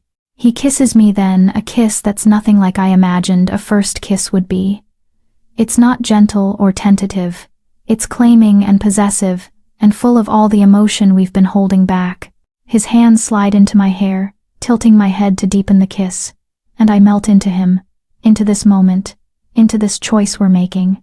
When we finally break apart, we're both breathing hard, and I can see silver light dancing in his eyes, his wolf responding to mine, recognizing the bond we're building. I have to warn you, he says, his forehead resting against mine. I'm not an easy man to love. I'm demanding, possessive, and I have a kingdom to run. Being with me won't be simple. Good, I say, because I'm not a simple woman anymore. I'm a lunar wolf with power I'm still learning to control. I'm demanding in my own way, and I refuse to be anything less than an equal partner. His smile widens. Perfect. I wouldn't want you any other way. We stand there in the corridor, holding each other, and I feel something settle in my chest, something that feels like home, like destiny, but better because this destiny wasn't written in the stars or decreed by the moon goddess. This destiny is ours, built by choice, by trust, by love that's earned rather than given. And as Damon kisses me again, surrounded by the palace that's becoming my home, I realize something important. Sometimes being rejected by your fated mate is the best thing that can happen to you, because it frees you to find something better, something real, something chosen. And sometimes, the Alpha King, who claims you, becomes so much more than a protector. He becomes your partner, your equal, your choice, and that is more powerful than any mate bond could ever be. Epilogue. 6 months later, I'm standing on a balcony overlooking Eclipse City, watching the sun set, when Damon's arms wrap around me from behind. Penny, for your thoughts? He murmurs against my ear. Just thinking about how different my life is now. I lean back into him, feeling his solid warmth. 6 months ago, I was broken and rejected. Now I'm here, with you. Stronger than I ever imagined possible. Any regrets? Not a single one. I turn in his arms to face him, though I do have some news that might change things. his eyes sharpen with concern. What kind of news? I got a letter today. From Alpha Dominic. I watch his expression carefully. He's retiring. The pack is holding elections for a new alpha. And several wolves have nominated me. Damon goes very still. You want to go back? Lead Crescent Moon Pack? I don't know, I admit. Part of me wants to prove I can do it. That the girl they tried to suppress can lead them, but another part of me. I touch his face. Another part of me doesn't want to leave you. Then don't, he says simply. Appoint a proxy. Someone you trust to lead in your name while you remain here. You're a lunar wolf, Lyra. Your influence can extend across territories without you being physically present. Is that what you want? Me staying here? What I want, he says slowly, is for you to be happy. If that means leading Crescent Moon Pack, I'll support you. If that means staying here with me, I'll be grateful. And if that means something else entirely, we'll figure it out together. I kiss him softly. Together. I like the sound of that. Good. He pulls a small box from his pocket. Because I was hoping you'd say that. My heart stops. Damon, I'm not asking you to be my mate, he says quickly, opening the box to reveal a silver ring set with a moonstone. The moon goddess didn't choose us for each other, but I'm choosing you anyway. I'm asking you to be my partner, my equal, my chosen one. Will you accept this ring, Lyra? Will you build a future with me? Tears blur my vision as I look at the ring, at this man who saved me in every way a person can be saved, who saw my worth when no one else did, who taught me that chosen love is more powerful than destined love. Yes, I whisper. Yes, I'll accept your ring. I'll build a future with you. I'll choose you, every day, for the rest of my life. He slides the ring onto my finger, and it fits perfectly like it was made for me. Like this moment was always meant to happen, not because of fate, but because we chose it. I love you, he says. Not because I have to, because I want to. I love you too, I reply, and I choose you, today, tomorrow, always. As we kiss, the moonstone catches the last rays of sunlight, glowing with its own inner light. And somewhere, I like to think the moon goddess is smiling, not because she planned this, but because we found our own way to happiness. And sometimes, the best love stories are the ones we write ourselves. Subscribe if Lyra's journey from broken to powerful reminded you that your story isn't over yet. Because wolves who choose their own destiny instead of accepting what fate handed them need witnesses who understand the cost of that choice. Drop a comment sharing what you'd choose if you could rewrite your own fate. Lyra chose herself. Now it's your turn.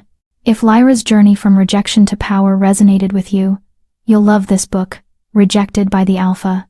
This is a glow-up revenge romance about wolves who refuse to stay broken, about mates who made the wrong choice, and about the kind of power that comes from choosing yourself. The link is in the description because stories like this deserve to be read, and wolves like Lyra deserve witnesses who won't look away.